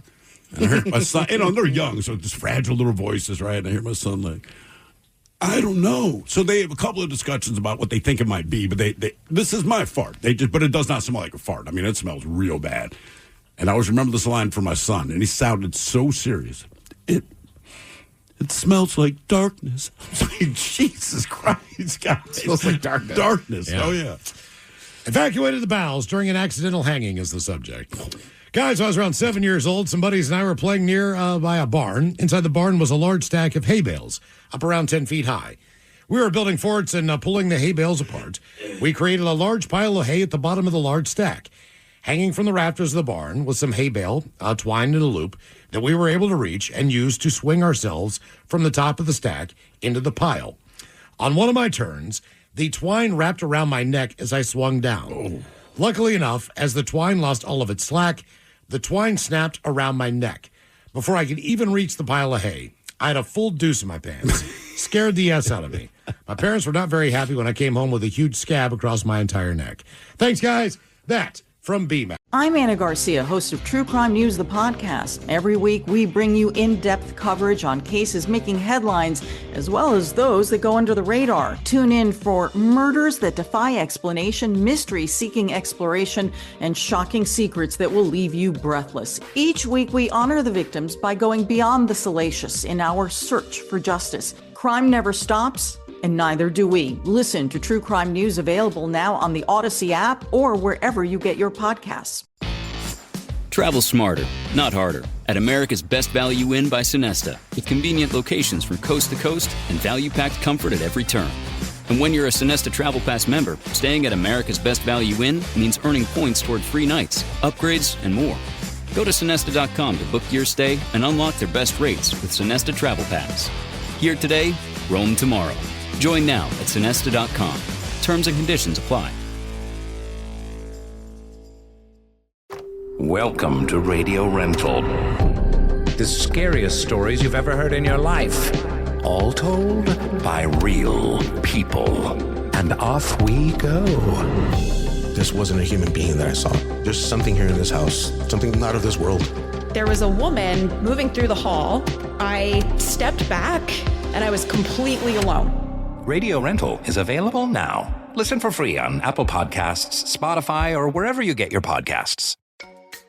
Sonesta Travel Pass is the most rewarding way to travel. Sign up at Sonesta.com for instant savings, bonus points, and perks like early check-in, late check-out, room upgrades, and free stays. Choose from 1,100 hotels across 13 brands and unlock their best rates when you book with Sonesta Travel Pass. Here today, roam tomorrow. Join now at Sonesta.com. Terms and conditions apply.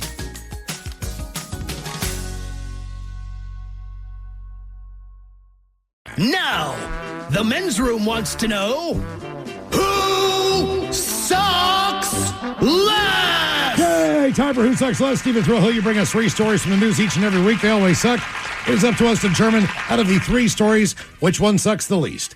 Now, if you happen to like the Men's Room on Facebook or follow us on X and Instagram at Men's Room Live, the debate is already underway on Who Sucks Less. Yes, indeed. Let's just get to it. We start with a teacher, and a teacher has been fired for asking students what they're calling inappropriate questions. I'll see if you agree. One example is how long they would wait to have sex with a dead girl. Now, here's the thing. This isn't the first time he was fired from his job for the same thing. This guy was placed under investigation after several of his comments triggered serious concerns among students, parents, and colleagues. He managed to secure a position as a house assistant at an Australian boarding school with St. Patrick's College near Brisbane, completely unaware of his troubling conduct in previous roles. And while working in this home country of New Zealand, he would routinely exploit a school-sanctioned thought of the day. That's what they called it. He would have a discussion and bombard students with wholly inappropriate sexual questions. Two students alerted authorities after growing increasingly uncomfortable with the nature of his line of questioning. Some of his questions included, would you have regular sex with a 7 out of 10 or have a one-night stand with a 9 out of 10? Again, you are speaking to students. He also asked, would you sleep with an absolute 10 out of 10 if she was crazy? Okay. He also asked children if they would engage in necrophilia, and if so, how long they would wait. Well, he was also reportedly compelled to issue an apology after directing a sexual remark toward one of the students' mothers. So she came in to confront him, and he's like, before we get to that, let me ask you, and they don't say what the question was, but apparently very inappropriate. And this was, again, the school had a thought of the day. So this was once a day, every day, 5 days a week. This guy asked one of these types of questions. Keep in mind, this was his second job doing this. What grade was he teaching? I believe these are more high school students. Okay. So, I mean, that makes it a little better, but still, bro. Speaking of school children, an oncoming train clipped the rear end of a school bus. Now, the bus driver drove across the tracks as the train was approaching. The front left corner of the train hit the back left corner of the bus. Just so you know, no one got injured in this. Now, surveillance video inside of the bus showed that the train's warning sirens and alarms were activated at 4:07 p.m. That's the time that the bus driver tried to drive over the tracks. 6 seconds later, the bus driver is heard saying, quote, not going to stop for no train. She decided to cross the tracks, ignoring the warning lights, and as you might imagine, the students on the bus began to panic, one of them yelling, there's a train coming. The bus driver responded with, get in your seats. Yeah, the train ended up hitting the bus seconds later. The Sumter County Sheriff's Office arrest report identified the bus driver as 67-year-old Yvonne Hampton. She was booked into jail under charges of reckless driving, culpable negligence, and 29 counts of child neglect without great bodily harm. Because there were 29 students. Did you see the video of this? I did not. Oh, man. I mean, it could have been horrific. It is a train barreling down on a bus, and just the fact they have the video for, because she said something different. Right. When they watch the video, they're like, you just said you ain't stopping for no train. Well, turns out she's true to her word. She didn't. And then finally, we go to Maryland, where a woman hired a team of Guatemalan contractors to redo her roof at an expense of $10,000. Well, on the day they were done, she then called ICE to report them to get out of paying the bill. You got me? So she knows they're from Guatemala. She hires them to do the roof. They quoted her $10,000. When they finished, when they completed, she called ICE to have them deported. That way she didn't have to pay. So the X account that posted the video of the alleged incident stated, quote, woman even provides the ladder used by the agent to detain the men who she owes $10,000 for a 3-day job. She called the damn law on us, and now we're totally screwed. That's what they're yelling in Spanish. They surrounded us. They surrounded us. Agents even left behind a worker's van with the doors wide open, filled with thousands of dollars worth of tools. And the arrest was broadcast live for about 30 minutes by a coworker identified as Brian Polanco. He's in the country legally, so he could do this.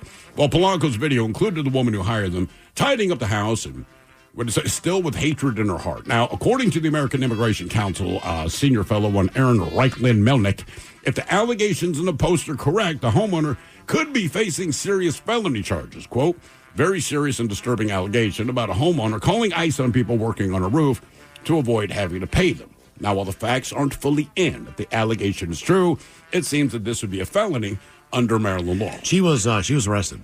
Yeah, he posted the relevant statute from the Maryland Criminal Law Code, which states a person may not obtain, attempt to obtain, or conspire to obtain money, property, labor, or services, or anything of value from another person with the person's consent if the consent is induced by wrongful use of actual or threatened notification of law enforcement, right? Okay. So it speaks for itself. So those are the three stories we have. We have the guy who currently teaching in Australia, formerly teaching in New Zealand, who's asking students during the Thought of the Day segment of school things like, how long would you wait to have sex with a dead girl?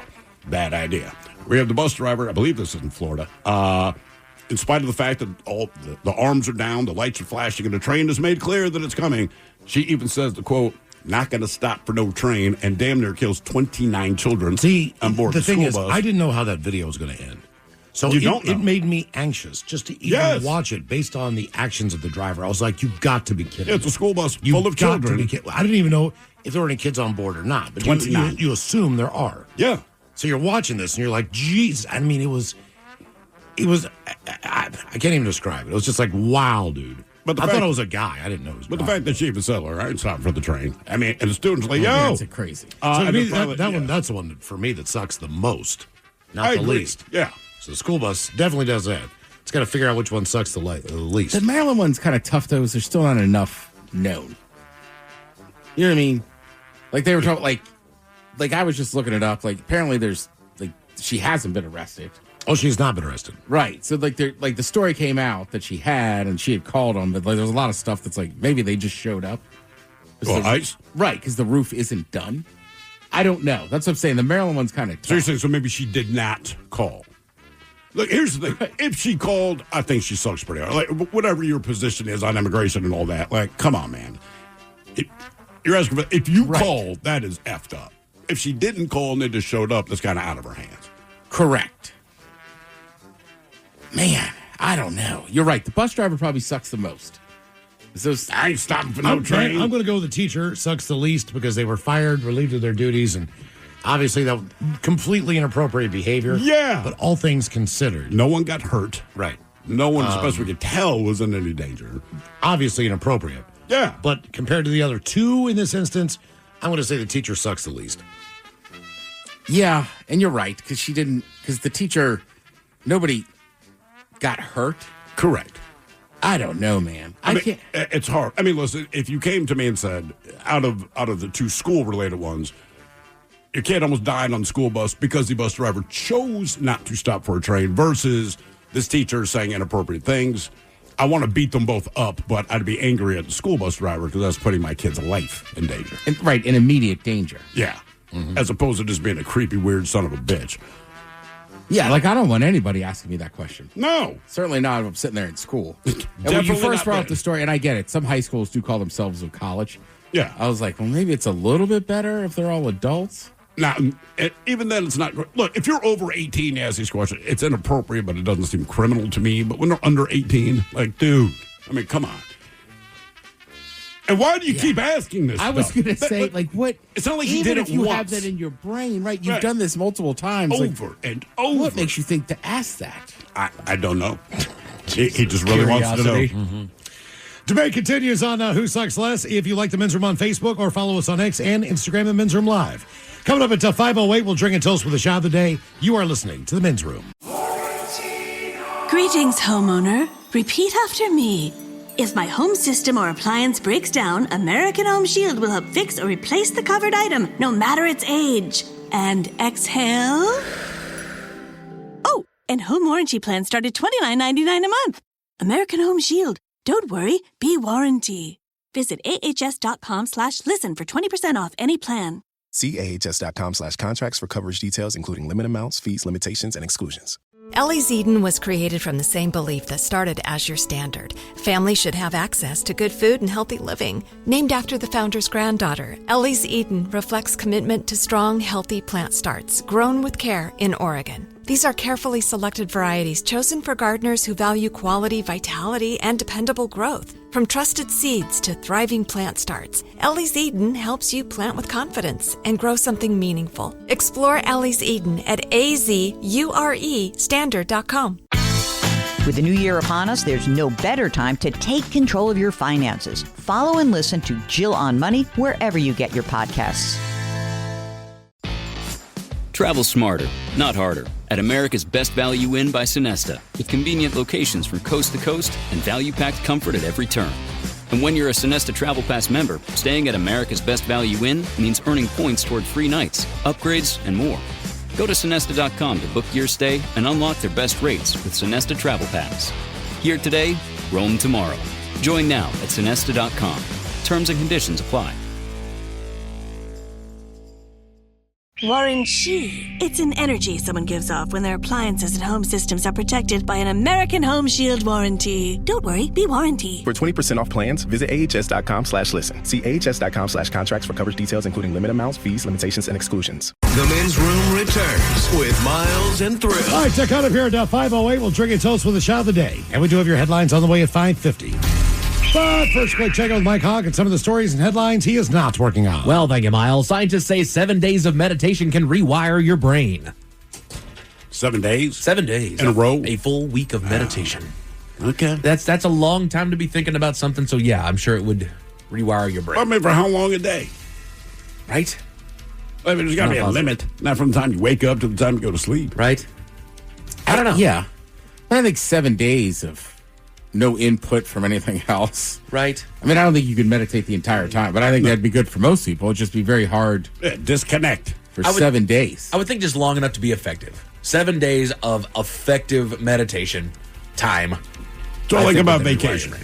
There you go. I'm not checking my texts. I'm not checking emails. I do not care if the world's burning. Like, I'm chilling. Oh, yeah. Right. It ain't burning over here. I was to say, but even like vacation, right? Like, you still got family. Sure. And even if you take, like, you don't have kids, you don't have a wife, even if it's just you and you're going on a trip, like, you still got places to be, stuff to do.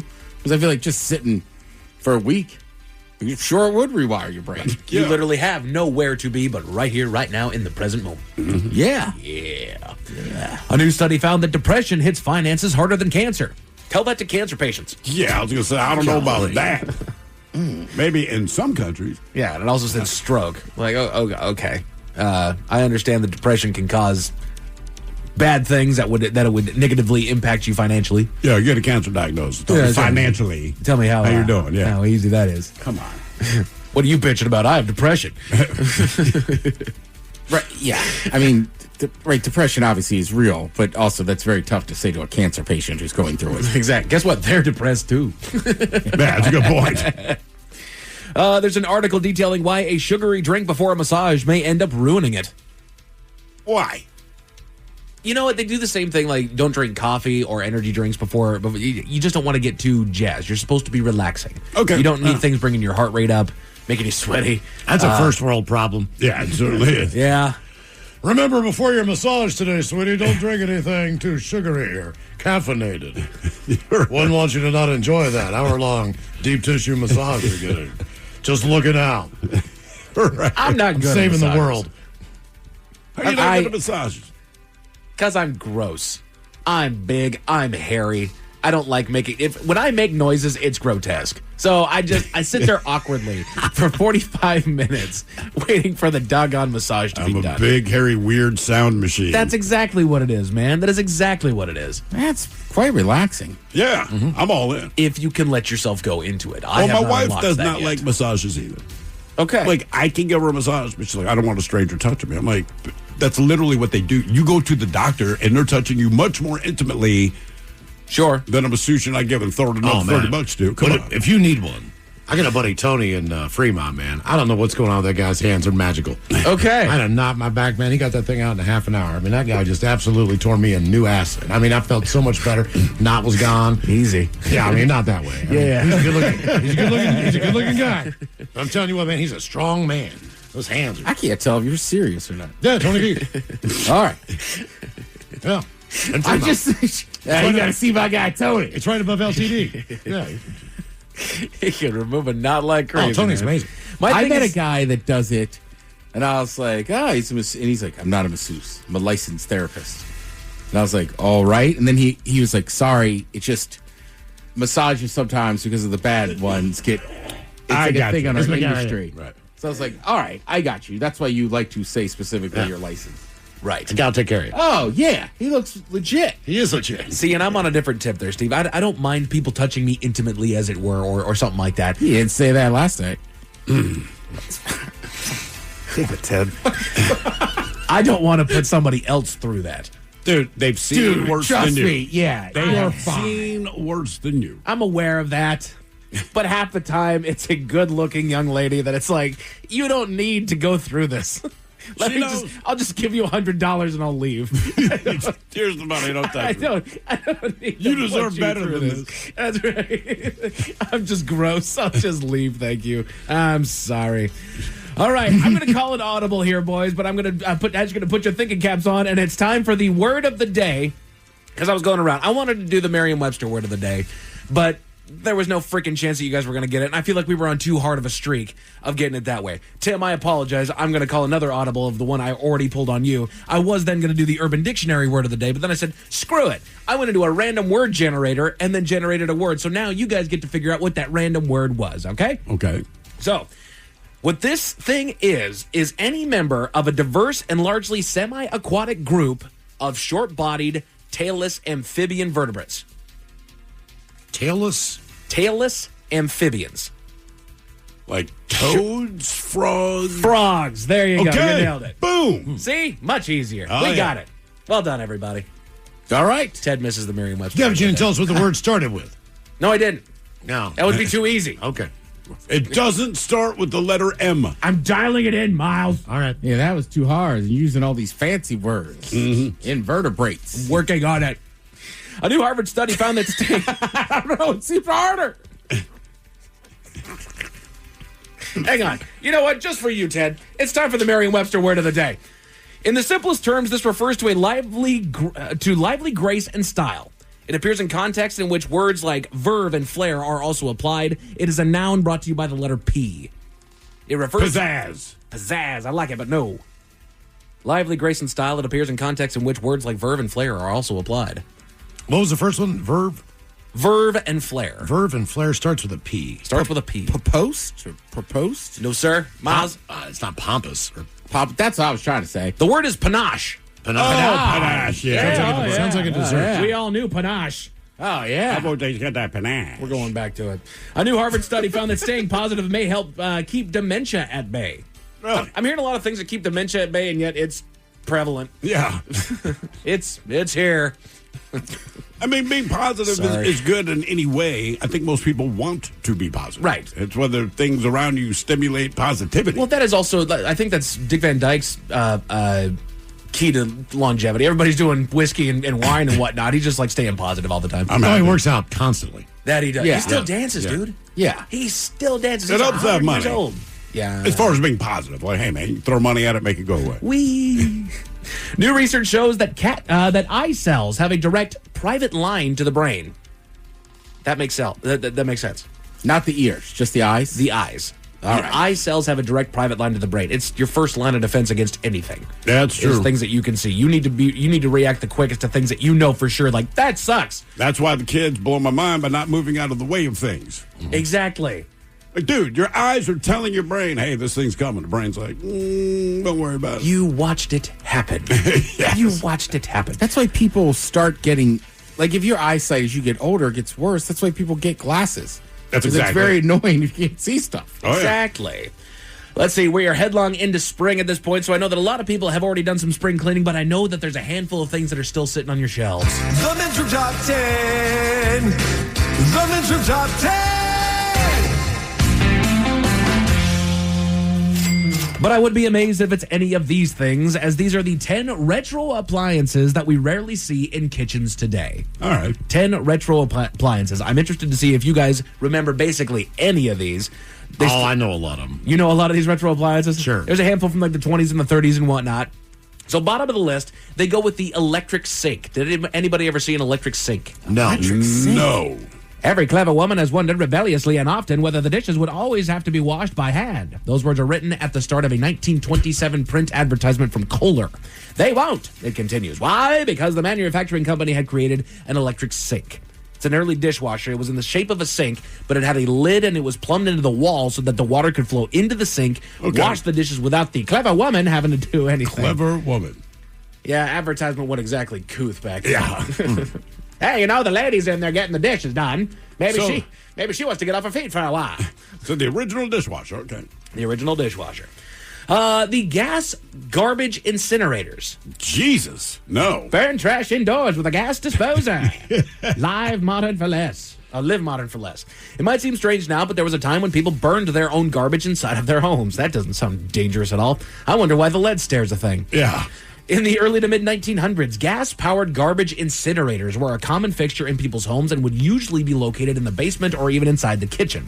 Many people who grew up in the first half of the 20th century remember these appliances vividly, particularly the smell that they would give off that would fill not just the kitchen, but the entire house and even drift into the house next door as well. Damn. We had a trash compactor when I was growing up. Nice. So it's like this, you pulled it out, and we go, and it would just smash all the trash. Cool. Yeah. I got one of those called my right arm. That boy. Yeah. Yeah. I had to use it last night and woke up this morning and was like, I'll just take it out. What am I doing? What am I doing? Does anybody remember the Sunbeam Mixmaster? I remember Sunbeam. We had a Sunbeam electric can opener. It's basically the first iteration of like the KitchenAid mixer is what it looks like, the tabletop mixer. Invented in the 1940s by the Australian company Sunbeam, the Mixmaster was in essence a highly efficient stand mixer. Because that clever lady's arm gets tired mixing your cookie dough. No, she needs to be able to set that down so that she can make other things over here. She needs to roll out the dough. From the home cooks of the era, it was revolutionary. The Mixmaster was particularly effective at whipping up meringue for pavlova, a traditional Australian dessert, and people loved it. Oh, yeah, I remember that. Perfect for meringue. Hell yeah. That's a hell of a sales pitch. Man, meringue always looks better than it is. Always. I hate it. Yeah, it looks like this delicious whip. I mean, it's fine. What about on a pie? No. It's okay. It's too hard. I don't feel like the pie needs the meringue. You can put it on there. It's fine. What about even like a if it coconut worked- cream pie? You've Boston already cream lost pie. me. But a Boston cream pie doesn't have meringue. Right. Yours doesn't. Maybe it's a Mississippi mud pie. I can't remember. Lemon meringue pie? Yeah, lemon meringue pie for Yeah, sure. they needed to put it on a garbage-ass lemon pie. It is called lemon meringue pie. So That's right. You should have included. You ever seen a orangutan in the wild? I like meringue. Didn't you make a meringue? I did a orangutan. Yeah. At the Smoking Pun. Thor Auto Magic washers. I will wash these clothes. And I know the brand. Thor Auto Magic. We've had let's see here, a washing machine and dishwasher hybrid. Okay. This appliance actually had the capability to wash your clothes and your dishes. How, you ask? Well, it was actually quite simple. Put them in together. There were two different tubes. The clothes washing tube would spin clothes around a central wringer, while the dishwasher tub came with racks that you could use to load up your plates and cups in. Let's see here. It could even be trusted to clean your more precious china. You know, I heard earlier today, a friend of mine was saying that a flight attendant posted something either on TikTok or somewhere online that in a pinch, she would take her dirty underwear and put it in the Keurig coffee maker at the hotel. Yes, I saw that. You did see that? I did. So I heard this today, and the only thing I could think is, last time I was out of town was 2 or 3 weeks ago, whenever I went up to Vancouver, and we stayed near the airport, and I made a cup of coffee out of the Keurig. Had I been thinking that at the time, I'm like, I would not have done that. I think she got sued. Did she? I think she did. Good. Yeah. That's gross, That's man. disgusting, dude. Oh, yeah. Life hack. Yeah, the number of people that do that. It's washing the sink, dude, and hanging up. 10 retro appliances that we rarely see in kitchens today. Veg-O-Matics. Why do I know that name? What was it? Veg-O-Matic. So who wants to spend ages dicing onions? Not the housewives of the 1960s, that's for sure. That's why when Samuel J. Popeil invented the Veg-O-Matic in 1963, it flew off the shelves. The appliance was very simple. It was just a piece of plastic fitted with different shapes, shaped steel blades. It was like the original slap chop. Pretty much when you look at this thing. It's, it's obviously a little dated, but... Yep, I do remember that. Yeah, it's like what you half the stuff is like what you could find at an antique store. Pretty much. Does anybody know the Toastalators? Toastalators. Here it comes. Here comes the Toastalator. There are many ways to make toast. You can place bread under the grill. You can hold a slice on a skewer over an open flame, or you can fry it on a stovetop. But let's be honest, most of us don't mess around with any of that if there's a toaster available. It is arguably the perfect appliance. The Toastalator. At first glance, the Toastalator sold in 1930s, 40s, and 50s looks like a modern toaster, but actually, take a look a little closer, and you'll see it's quite different. The toast is placed in on one side, and then it moves throughout the toaster, past the heating element, and comes out on the other side. It's left to right rather than up and down. A lot of pizza places do that. I was going to say, this Right? is like a fast food pizza place. Pretty I think much, that's like yeah. dominant. Like I think they all got it. Quiznos used to do that, I think. Maybe, yeah, because they were the toasty subs, weren't yeah, they? put it like on the conveyor. Toast is weird. No one Not has really, ever dude. said that. It's bread and heat. Please continue. How do you make bread? You bake it. Yeah. Then you cool it off. And then somebody else went, What if we made it hot again? But on the inside. That's what I'm saying. It's weird, right? Like, it was hot. We cooled it off. And so he's like, I think we should heat it back up. Yeah, you need to cool off with that hot take, Ted. Is toast just bread leftovers? That's what I'm saying. Like, I'm just saying, man, open up your third eye and think about it. Like, it was hot. We cooled it off to eat it. Yes. Yes. What if we burn it? Yeah. And it took off. Right. Throw some butter on it. Like, why can't you get a club sandwich on bread? Always on toast. Why can't you get the grilled cheese on bread? Toast is weird. But if you're grilling it, I could fathom it, right? Like, you're melting the cheese, but just toasting itself, like, I don't know. You gotta melt the butter. No one just eats dry-ass toast. Yeah, but somebody had to invent toast. Somebody said this is dry AF. And they're like, maybe butter? Again, it's got to be a mistake, right? You left it too close to the oven or whatever. I'm going to say it had to be. Dang it. Had to be definitely a mistake. Yeah. Like, oh, crap. Somebody ate it anyway. I said, honest to God, dude, it's really not that bad. I kind of like it. 10 retro appliances that we rarely see in kitchens today. Tease-Maids. You ever heard of this one? Tease-Maids. I've seen them. I've seen it online. Some stereotypes are unfair and inaccurate. Parisians don't all wear... No, okay, shut up. Whoa. Wow. Berets. Okay. In the 1890s... This man created the first automatic tea maker, which he called the early riser's friend. Tea maker. Yeah. The Tease-Maids. You ever seen this guy? It's just an automatic tea maker. No. Oh, yeah, I get it. Yeah. I don't want to have to remember to drink my tea at 3 p.m. I'll just set a timer. There you go, man. That's all you got to do. Radio fridges. Oh, fridge with a radio in it? Damn straight. The 1920s and 30s had Electro Chef, and the 1950s had radio fridges. Okay. Let's see here. I mean, it's the equivalent of a smart refrigerator. I mean, radio was Correct. the only thing in town back in the day. And if you could get your hands on a radio, it was... I mean, it'd be like having every streaming service on the biggest, best TV now. Right? Well, and the fridge is still centrally located in the kitchen, so yes, the sound is. And if you have a smart one, you can download the app and listen to us there too. That's exactly right. You can watch us on YouTube in your kitchen. I would love this guy. Who wouldn't want it? This thing was freaking fantastic. Oh yeah, that's awesome. I'm sure the signal was terrible, but who cares? It didn't matter what radio you had then. The signal was terrible. The Electro Chef stove and refrigerator combo. Did anybody see this guy? No, sounds like something IKEA would give you to save space. With the rise of modern refrigerators, people got creative. In the late 1920s, Detroit-based company Electromaster created the Electro Chef, which was basically an electric stove and a refrigerator combined. At the time, it was intended to be the height of modern technology and convenience. You take your eggs straight from the small, compact fridge, and without taking a step, you can crack them straight into a pan and onto the attached stove. Look at that guy. That's an accident waiting to happen. That really How many of these appliances were fire hazards that just hadn't gotten... Well, there's a reason they're not around anymore. Yet. They found out later. That's right. That's exactly right. But then I'll leave you with this last and final retro appliance. Step and turn it around, dude. The retro appliance that we rarely see in kitchens today, a true ice box. Oh, yeah. Nowadays, keeping our food chilled is easy. You just pop it in the fridge and move on with your day. But there was a time not too long ago when household refrigerators were not that common. In the 1800s, people relied on ice boxes to help keep their food fresh. They were a little more sophisticated than the name implies, but they were still pretty simple. They were large, lined, insulated wooden cupboards built to store ice, food, and drinks. That's what my parents grew up with. I mean, they're very pretty. It's just funny when you we talk had to them one. about buying... Like when about buying groceries, they're like, well, you don't really have like a grocery store because refrigeration was not everywhere yet. Right. Like, so you bought a little bit of stuff at a time, like going to a European market, right? You buy it for like 2 days, then you had to buy the block of ice, then you put the block of ice in the ice box and throw the crap in there. We had one that was a real ice box. I can't remember if it was like my grandparents or something. My mom just loved it. Yeah. But I mean, it was basically like we took the door off and you put like stuff in it. But like, yeah, you could still open it up and see where you would put the ice, and then the door, in theory, would have kept it cold. That was the idea. Yeah. Wow. Outdoor bars in Jamaica. You sit at the picnic table, they bring you a block of ice. Yep. And they bring your 6-pack of beer, and they sit it on top of the block of ice. I'm telling you, as the ice melts, it never drips over the table because it's so hot there. It just evaporates. It just evaporates. Oh, my word. Oh, yeah. Goodness sakes. A pastor in the UK is facing manslaughter charges, but the reason why is a little embarrassing. What was that embarrassing reason? I will unfortunately tell you all about it at 5:50. Thanks, sir. Headlines are coming up at 5:50. In the meantime, have we made it to drinking time? Somebody out there deserves to be recognized. And the men's room knows just who it is. So to you, we say, bottoms up, sailor.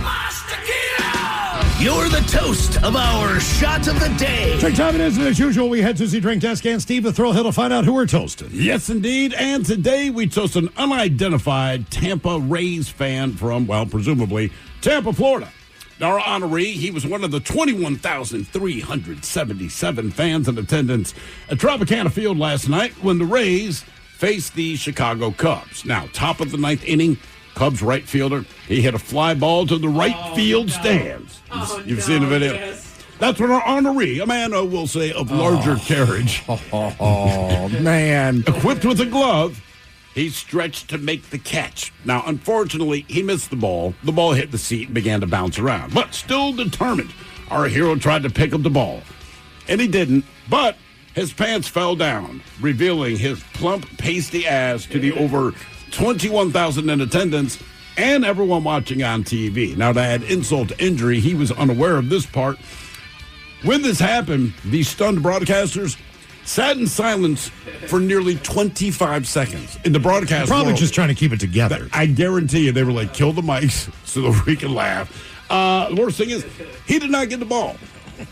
If you have not seen the video. I've seen the video, but it kind of cuts out after his whole butt's out. How did he not get the ball? He didn't get the ball. That's the thing. He actually went through all this, and he's the only guy really in the section. Yeah, I mean, it looks like a nice section. It does. And when we say, you saw his whole ass, I mean the whole his pants fell down to his ankle. And the look on his that face was bad. Kind of looks over his shoulder, and it's like, oh, no, everyone's... And he's on the Jumbotron there. Yeah, it was... I feel bad for the guy. So we pour this booze, and we drink this booze because we think it's yummy. Yummy! So over the tongue and down the throat to party in our tummies. Down the hola bichola. All right. Let's get a contestant lined up for Profile This, 206-803-ROCK. Profile This is next. Hey, what's up, flies? This is David Spade. Dana Carvey. Look, I know we never actually left, but I'll just say it. We are back with another season of Fly on the Wall. Every episode, including ones with guests, will now be on video. Every Thursday, you'll hear us and see us chatting with big-name celebrities. And every Monday, you're stuck with just me and Dana. We react to news, what's trending, viral clips. Follow and listen to Fly on the Wall everywhere you get your podcasts. Sonesta Travel Pass is the most rewarding way to travel. Sign up at Sonesta.com for instant savings, bonus points, and perks like early check-in, late check-out, room upgrades, and free stays.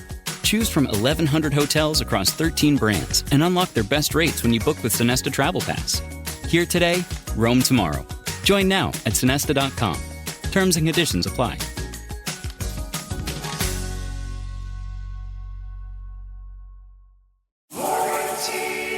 When your home system or appliance breaks down, American Home Shield will help fix or replace the covered item, no matter its age.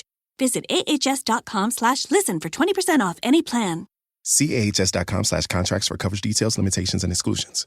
Ellie's Eden was created from the same belief that started as your standard. Families should have access to good food and healthy living. Named after the founder's granddaughter, Ellie's Eden reflects commitment to strong, healthy plant starts grown with care in Oregon. These are carefully selected varieties chosen for gardeners who value quality, vitality, and dependable growth. From trusted seeds to thriving plant starts, Ellie's Eden helps you plant with confidence and grow something meaningful. Explore Ellie's Eden at azurestandard.com. I'm sensing plumbing problems. Worry not. With American Home Shield, you can now video chat with live repair experts for help with home fixes over the phone. Talk to a real human expert over video chat who can help get that home system or appliance back on track. Sounds like peace of mind. American Home Shield. Don't worry, be warranty. Visit ahs.com/listen for 20% off any plan. Video chat feature available as benefit to AHS members with select plans. See ahs.com for hours and details. The Men's Room presents Profile This. And Steve the Thrill Hill can please tell everyone how Profile This is played. I sure can, Miles. It's a simple game where we share with you a real-life news story, something that happened right here on planet Earth. And as you listen to the story, based on the stereotypes you believe to be true of people and the decisions that people make, we'll ask you what it is you think makes the story a story. Hello, Devin. Welcome to the Men's Room. Hola. Hola. All right, Devin, you understand how this here game is played? Yes, sir. Fantastic. You have a choice of one of three categories. Today, we offer you Animalize This, where you guess the animal responsible for causing the problem. We have Seriously, where you guess the petty conflict that led to violence. And finally today, License to Spill, where you guess the substance responsible for creating the mess. Let's go with License to Spill.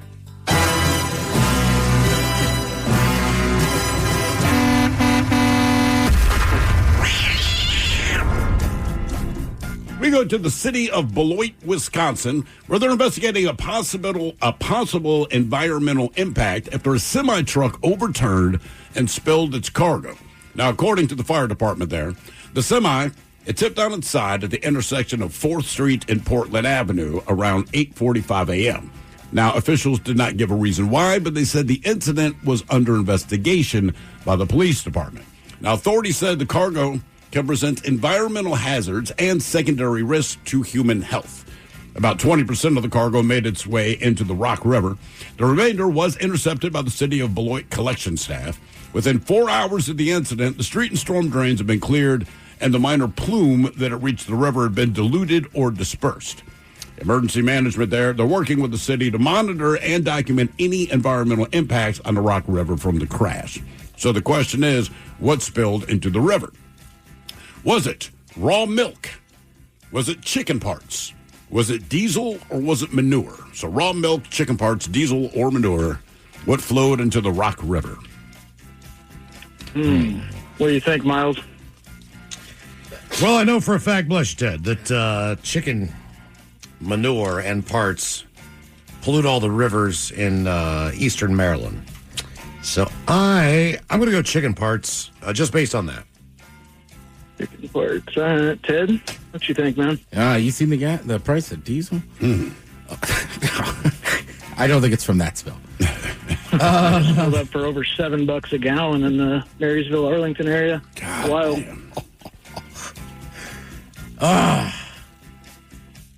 Man, that's a tough one. I'm going to go raw milk. Raw milk. Yeah, it just seems crazy.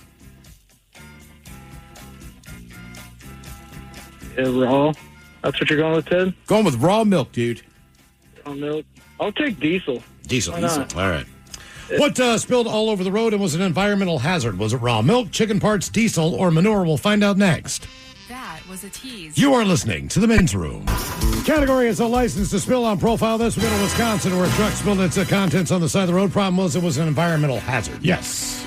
So they're worried about cleaning it up and everything else. They did get the mess eventually cleaned up. Question is, what spilled? Raw milk, chicken parts, diesel, or manure? And Devin, that is the very question that we posed to you. Let us start with...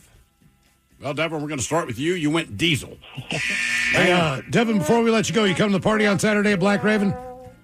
I'm going to try. I'm going to have my daughter, but it sounds like I can bring her in there, right? Yeah, you can. Yeah. She gets in for free. I'll bring her down there. All right, cool, man. Meet you guys anyway, so I'll see you there. It'll be the cheapest date you can have with your kid because they actually get in for free. Let's see. Miles Montgomery, you went with chicken parts. Not chicken parts. Not chicken parts. Ted, you went with raw milk. And you are correct, sir. Raw milk. Raw milk. How does raw milk make a plume? When it got into the river, there's a liquid plume inside of the river. Liquid. All right. Or you expect like an explosion of... I thought maybe it was like some gas from the milk, but still seemed stupid, so I took it. Yeah, I mean, that's usually the way to go. Now for all TV news all the time, it is time for TV Time with Ted. And now, because your pathetic life is confined to countless hours in front of a talking box, the Men's Room presents TV Time with Ted. Pop quiz. All right. Do you guys remember what we did for Sit and Spin on yesterday's episode of The Men's Room? 10 songs about the moon. Yeah. Damn it. What? Apparently, I don't remember. Do you remember what we did last week on Sit and Spin? Well, what did you think we did yesterday for Sit and Spin? I thought we were talking about rich musicians. No, man, that was 2 weeks ago. No, that was your guess was as good as mine on Monday. All right, but we did it. Yeah, it did happen. Yeah, it happened 2 days ago. Damn it. I've been sitting there, I was all fired up all day. Got a good way to lead into this one. Turns out I didn't. All right, so we had Jesus Christ. So we had that list. This goes right with the podcast. We got a new episode out. It's terrible. Oh, jeez. It sucked. Yeah. What happened? Why do you say it's so bad? We had some stupid conversation before the podcast, and then there was tension on the Zoom. It just didn't go well. Okay. I said multiple times. I was like, help me out, fellas. I'm dying. That's a sales pitch. New one out. Check it out. I almost didn't put it out. We did, but I'm just saying. I think you gave the best sales pitch because now I'm thinking like, ooh, that's what I want to hear. Like when the host is like, dude, this sucks. This was garbage. Because they can't be, they're only going to be disappointed if it's good. Yeah. So now my lead into this absolutely sucked. So this list is celebrity billionaires. But I was going to say. We talked about that Monday during your guess as good as mine. Exactly. Jay-Z was number one. Right. Yes. So Jay-Z is on the list, right? Jay-Z, Taylor Swift, they're on the list. Selena Gomez. All right, but she's not one of the top 22 celebrity billionaires because this is sports. Okay, this is everybody. TVs, movies, all right, all that stuff. Ooh, okay, hang on. So this is but just because we already did the music, Rihanna, Beyonce, Dr. Dre, Taylor Swift, Jay-Z are out. Okay, so this is just anyone kind of in the entertainment world. Correct. Sports, you could do TV, movies, sports. I'll say Jerry Seinfeld. Excellent call. Jerry Seinfeld is 17th on the list. He's worth 1.1. Damn. Okay. Damn. I think here. And you're saying athletes as well. Correct. There might be one that's in the news a lot. Should have been in the news this week, but Michael Jordan. He's Tiger Woods. Tiger Woods makes the list. Yeah. Michael Jordan's got to be on there then. Michael Jordan is the highest athlete on here. He is number 3 on this list. Does he still get a cut from Air Jordans? Yeah. Oh, yeah. The Jordan brand. All right, then he's set. Right. That's correct. So that's the thing. Also, shout out to Jordan. His NASCAR teams dominate. Mm-hmm. Oprah Winfrey. Oprah's in the top 10. Yep, gotta be. Okay. No Zuckerbergs or any of those guys. No. Okay. No Zuckerbergs. Are any of these people deceased? Are these people deceased? No. Okay, but I would give you a hint. If you're don't think of just actors. You think of directors like James Cameron? Steven Spielberg? Spielberg is number 1. He's worth $7 billion. Jesus, man. Good for him. George Lucas is right behind him at $5 billion. Now, who's a director of, Mike and I will go back and forth with this. I'll call it sports entertainment. Sandler? No, McMahon. Yeah. I like the way they say it here. Vincent McMahon. Oh, Vincent, I see. Yeah. Yeah, his wife is in charge of education here. Yeah. Doing a hell of a job. What is Vincent worth? Vincent is worth $3.6 billion. Have you seen a picture of him lately? No. With an evil mustache? Awful. He looks like an evil villain from a comic book. He does. He doesn't even look real. No. He looks like somebody drew him in like a mad comic book. I feel like he should be in the next Mario movie. Yes. And he's just the bad guy, right? Right. Did somebody say James Cameron? Yes. Yeah, James Cameron's on there. And then you got to think kind of like fancier sports too. Roger Federer makes the list. Oh, well, yeah. Yep. Arnold Schwarzenegger. God damn. What is he making his money? I mean, I know he gets his residuals and all that, but there's a lot of actors that have. I think he's got a lot of lines of stuff. He might have gyms. He might have products. I'm with Mike. It's got to be something in the fitness world. I'm sure. Because look. Try my donuts. Right, he's got some classic lines and classic films. But man, they're not making that much in residuals. No, nobody makes that much in residuals unless you own the property like Seinfeld or something. Oh, Larry David then. Larry David's not on the list. Somebody here says 50 Cent. 50 not on the list. He would have been on our musicians list too. I think it helps if you have franchises. So you have Tyler Perry's on the list. Which is amazing. I mean, all of his movies are stupid, but he makes a certain amount of money every time he puts them out. But they're just money machines. It's like the Fast and Furious franchise. They're like, well, we'll only make like $80 million. And they're like, yeah, but we know we're going to make $80 million. So we spend $40 million to make the movie. We're going to make $40 million. How about Messi? Fast and Furious 2, but Fast and Furious 2, I would say, the thing I think we kind of forget is that they had made so many that people were kind of getting sick of them. And then they brought them back. And I only seen the first one. Yeah. I don't know if it was putting The Rock in there or whatever they reintroduced, all of a sudden it was like people were like, no, I want to go see a Fast and Furious But again. the other thing, too, is, the people that grew up with it probably got sick of it. But people like my son, It didn't matter that it's 6 or 7. He sees the commercial. He's like, that speaks to me. There's violence and car chases. All right, Miles, who were you going to guess? Messi. Lionel Messi, not on the list. Broke ass. What do we have left? We have athletes, directors, actors. What do we got? So you got another basketball player. LeBron James. Yeah. LeBron, obviously, I want to say he's made more money playing basketball than any other basketball player. Easily. Also, to his credit, I mean, he's, 40 now. So how long has he been playing? Since he's 18. 18, yeah, 18. I don't know how old he was when he came out of high school. And then, obviously, he has shoes. He has a bunch of other ventures as well. Some good guesses from YouTube. They have Kevin Hart and Dwayne Johnson. The Rock's got his hand in a lot of things. Yep, not on this list. These are all billionaires. So, again, stick with the franchises. Think of a franchise, a TV franchise, TV segment. We all have watched it at some point in our life. They have different versions of it. Some of the versions have like 14 or 15 seasons, and they're not even the original. NCIS? Law and Order creator, Dick Wolf. Oh, Dick that Wolf. makes sense. Yeah. Yeah, it's my nickname. Miles loves Dick Wolf. Wolf. Dick Wolf. Magic Johnson's on the list, but he Yeah. opens like Starbucks, movie theaters. He's into a lot of stuff. I mean, he's a part owner of the damn Dodgers. Oh, I know. Oh. Kim Kardashian makes the list. Of course. Of course. And no one can identify exactly what she does. She showed her ass. Yeah. I mean, I guess.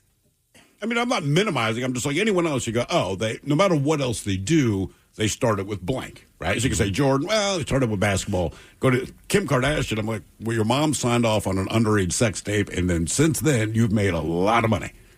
Correct. And she has Skims. She has like Skims, women's all wear kinds of and products. stuff. I mean, And again, the TV shows, right? The TV shows, right? Like that was kind of groundbreaking when they had Keeping Up the Kardashians. but more than that, it's just the advertisers they get because she, at the time that she first broke big, it's all about beauty, right? She was hot, had a great ass. So, like, all the skincare and beauty products absolutely dump money into her. I mean, I would think a lot of plastic surgeons owe her a thank you. Probably. I mean, basically, until Kim Kardashian came along, you basically had kind of the standard, almost Playboy model of blonde hair, skinny chick with Always, giant right. fake boobs. And then Kim Kardashian came along, and people were like, wait a minute, we like butts too. Where's the booty? Hey, wait. I forgot I like butt. I mean, it's the truth. I mean, I feel like I see more about women getting butt implants or working on butts than you do anymore. They're trying to keep up with the Kardashians. There you go, Mike. Boom. Kind of walks you right into that one. Short people, big hairy feet. Peter Jackson. Peter Jackson. Yeah, it's a Hobbit joke. Short people, big hairy feet. They do, look, man. Hobbits got big It's feet. either the Hobbits or you're really insulting someone. Paul Giamatti. Yeah, we already said Tiger Woods. Yeah, so they're all on the list. It's kind of interesting too. Spielberg and Luke. I mean, Lucas has Lucasfilms. But it's all Star Wars. I mean, I know he's done a few other things, but let's be realistic. It's all about the Star Wars franchise. And the thing is that they made movies that are timeless. They made movies that kids are still enjoying. E.T., Jurassic Park. We talk about it all We the time. sat down with Schindler's List the other day. Yes, we did. We talk about the movies all the time that I got. I still haven't watched Caddyshack. Greatest comedy of all time. I still haven't seen it. Okay, Yeah. I've seen Star Wars. You got to see Airplane. Yeah, I got to see Airplane. Haven't seen it. I've seen Star Wars. I've seen Indiana Have you Jones. seen The I've Jerk seen with Jaws. Steve Martin? No, I'm not. That's another good classic. Yeah, no. But you know that it'll wait for you. Yeah. Some movies, like, you kind of need to see it now before it loses its spark, so to speak. But Sure. those movies, like, you can wait 30 years. They'll be waiting for you. Mm-hmm. Yeah, and Caddyshack. I think you have other movies on that list I might watch first. Like, I love Caddyshack, but, like, I really like Roger Dangerfield. It's like Caddyshack and Back to School. Like, me and my brother used to just watch them all the time. But I'd have to go back and watch that one. Like I was saying, I watched Old School. That still stood up. Right. I was like, damn, this is funny. But, like, Rodney Dangerfield, you got to really like Rodney. And he's been gone for so long, kind of out of the mainstream. You know what I mean? Like, when I was a kid, he was still on. He was everywhere. Right. He was still doing talk shows and stuff. We'll get the respect. I still have a thing. My wife loves talking during sex. She called me the other night.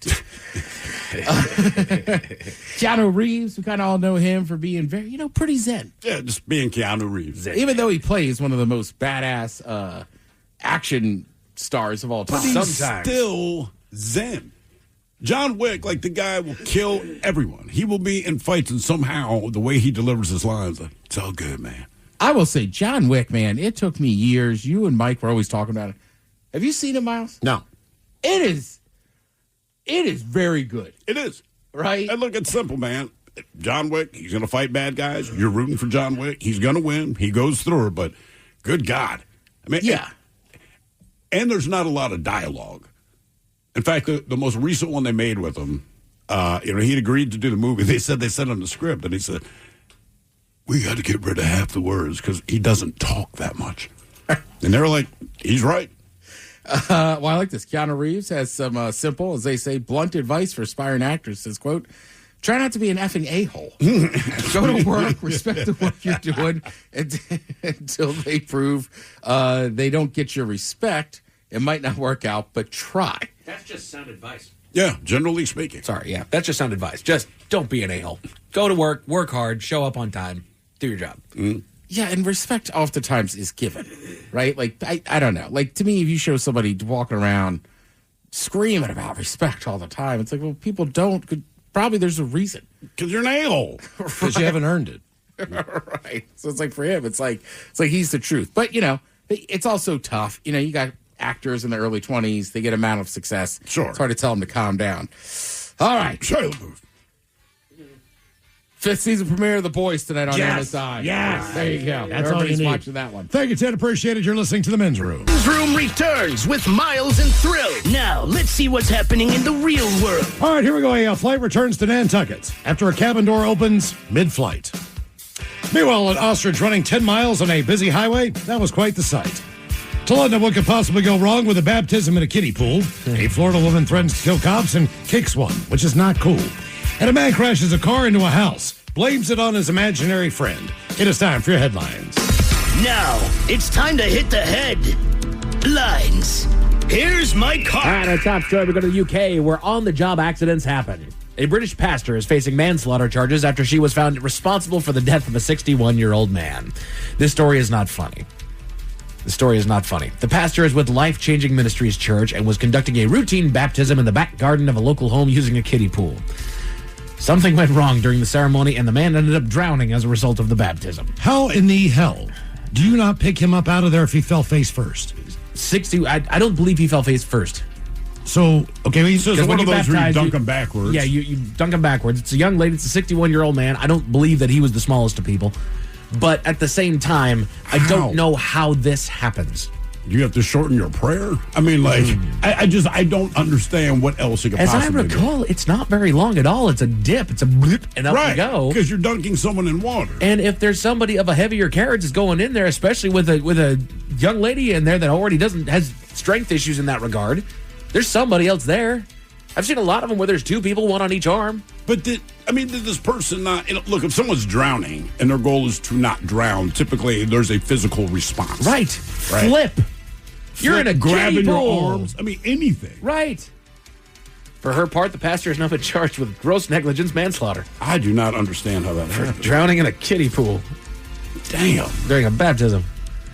Oh, he's with Christ now. Yeah. It just seems crazy to me, too. Like, can't you just pour a little water over their head like you do a baby? Right. I mean, when you think about it, the baptism is probably the best time to go. That's when you're cleanest. That's true. It's fresh.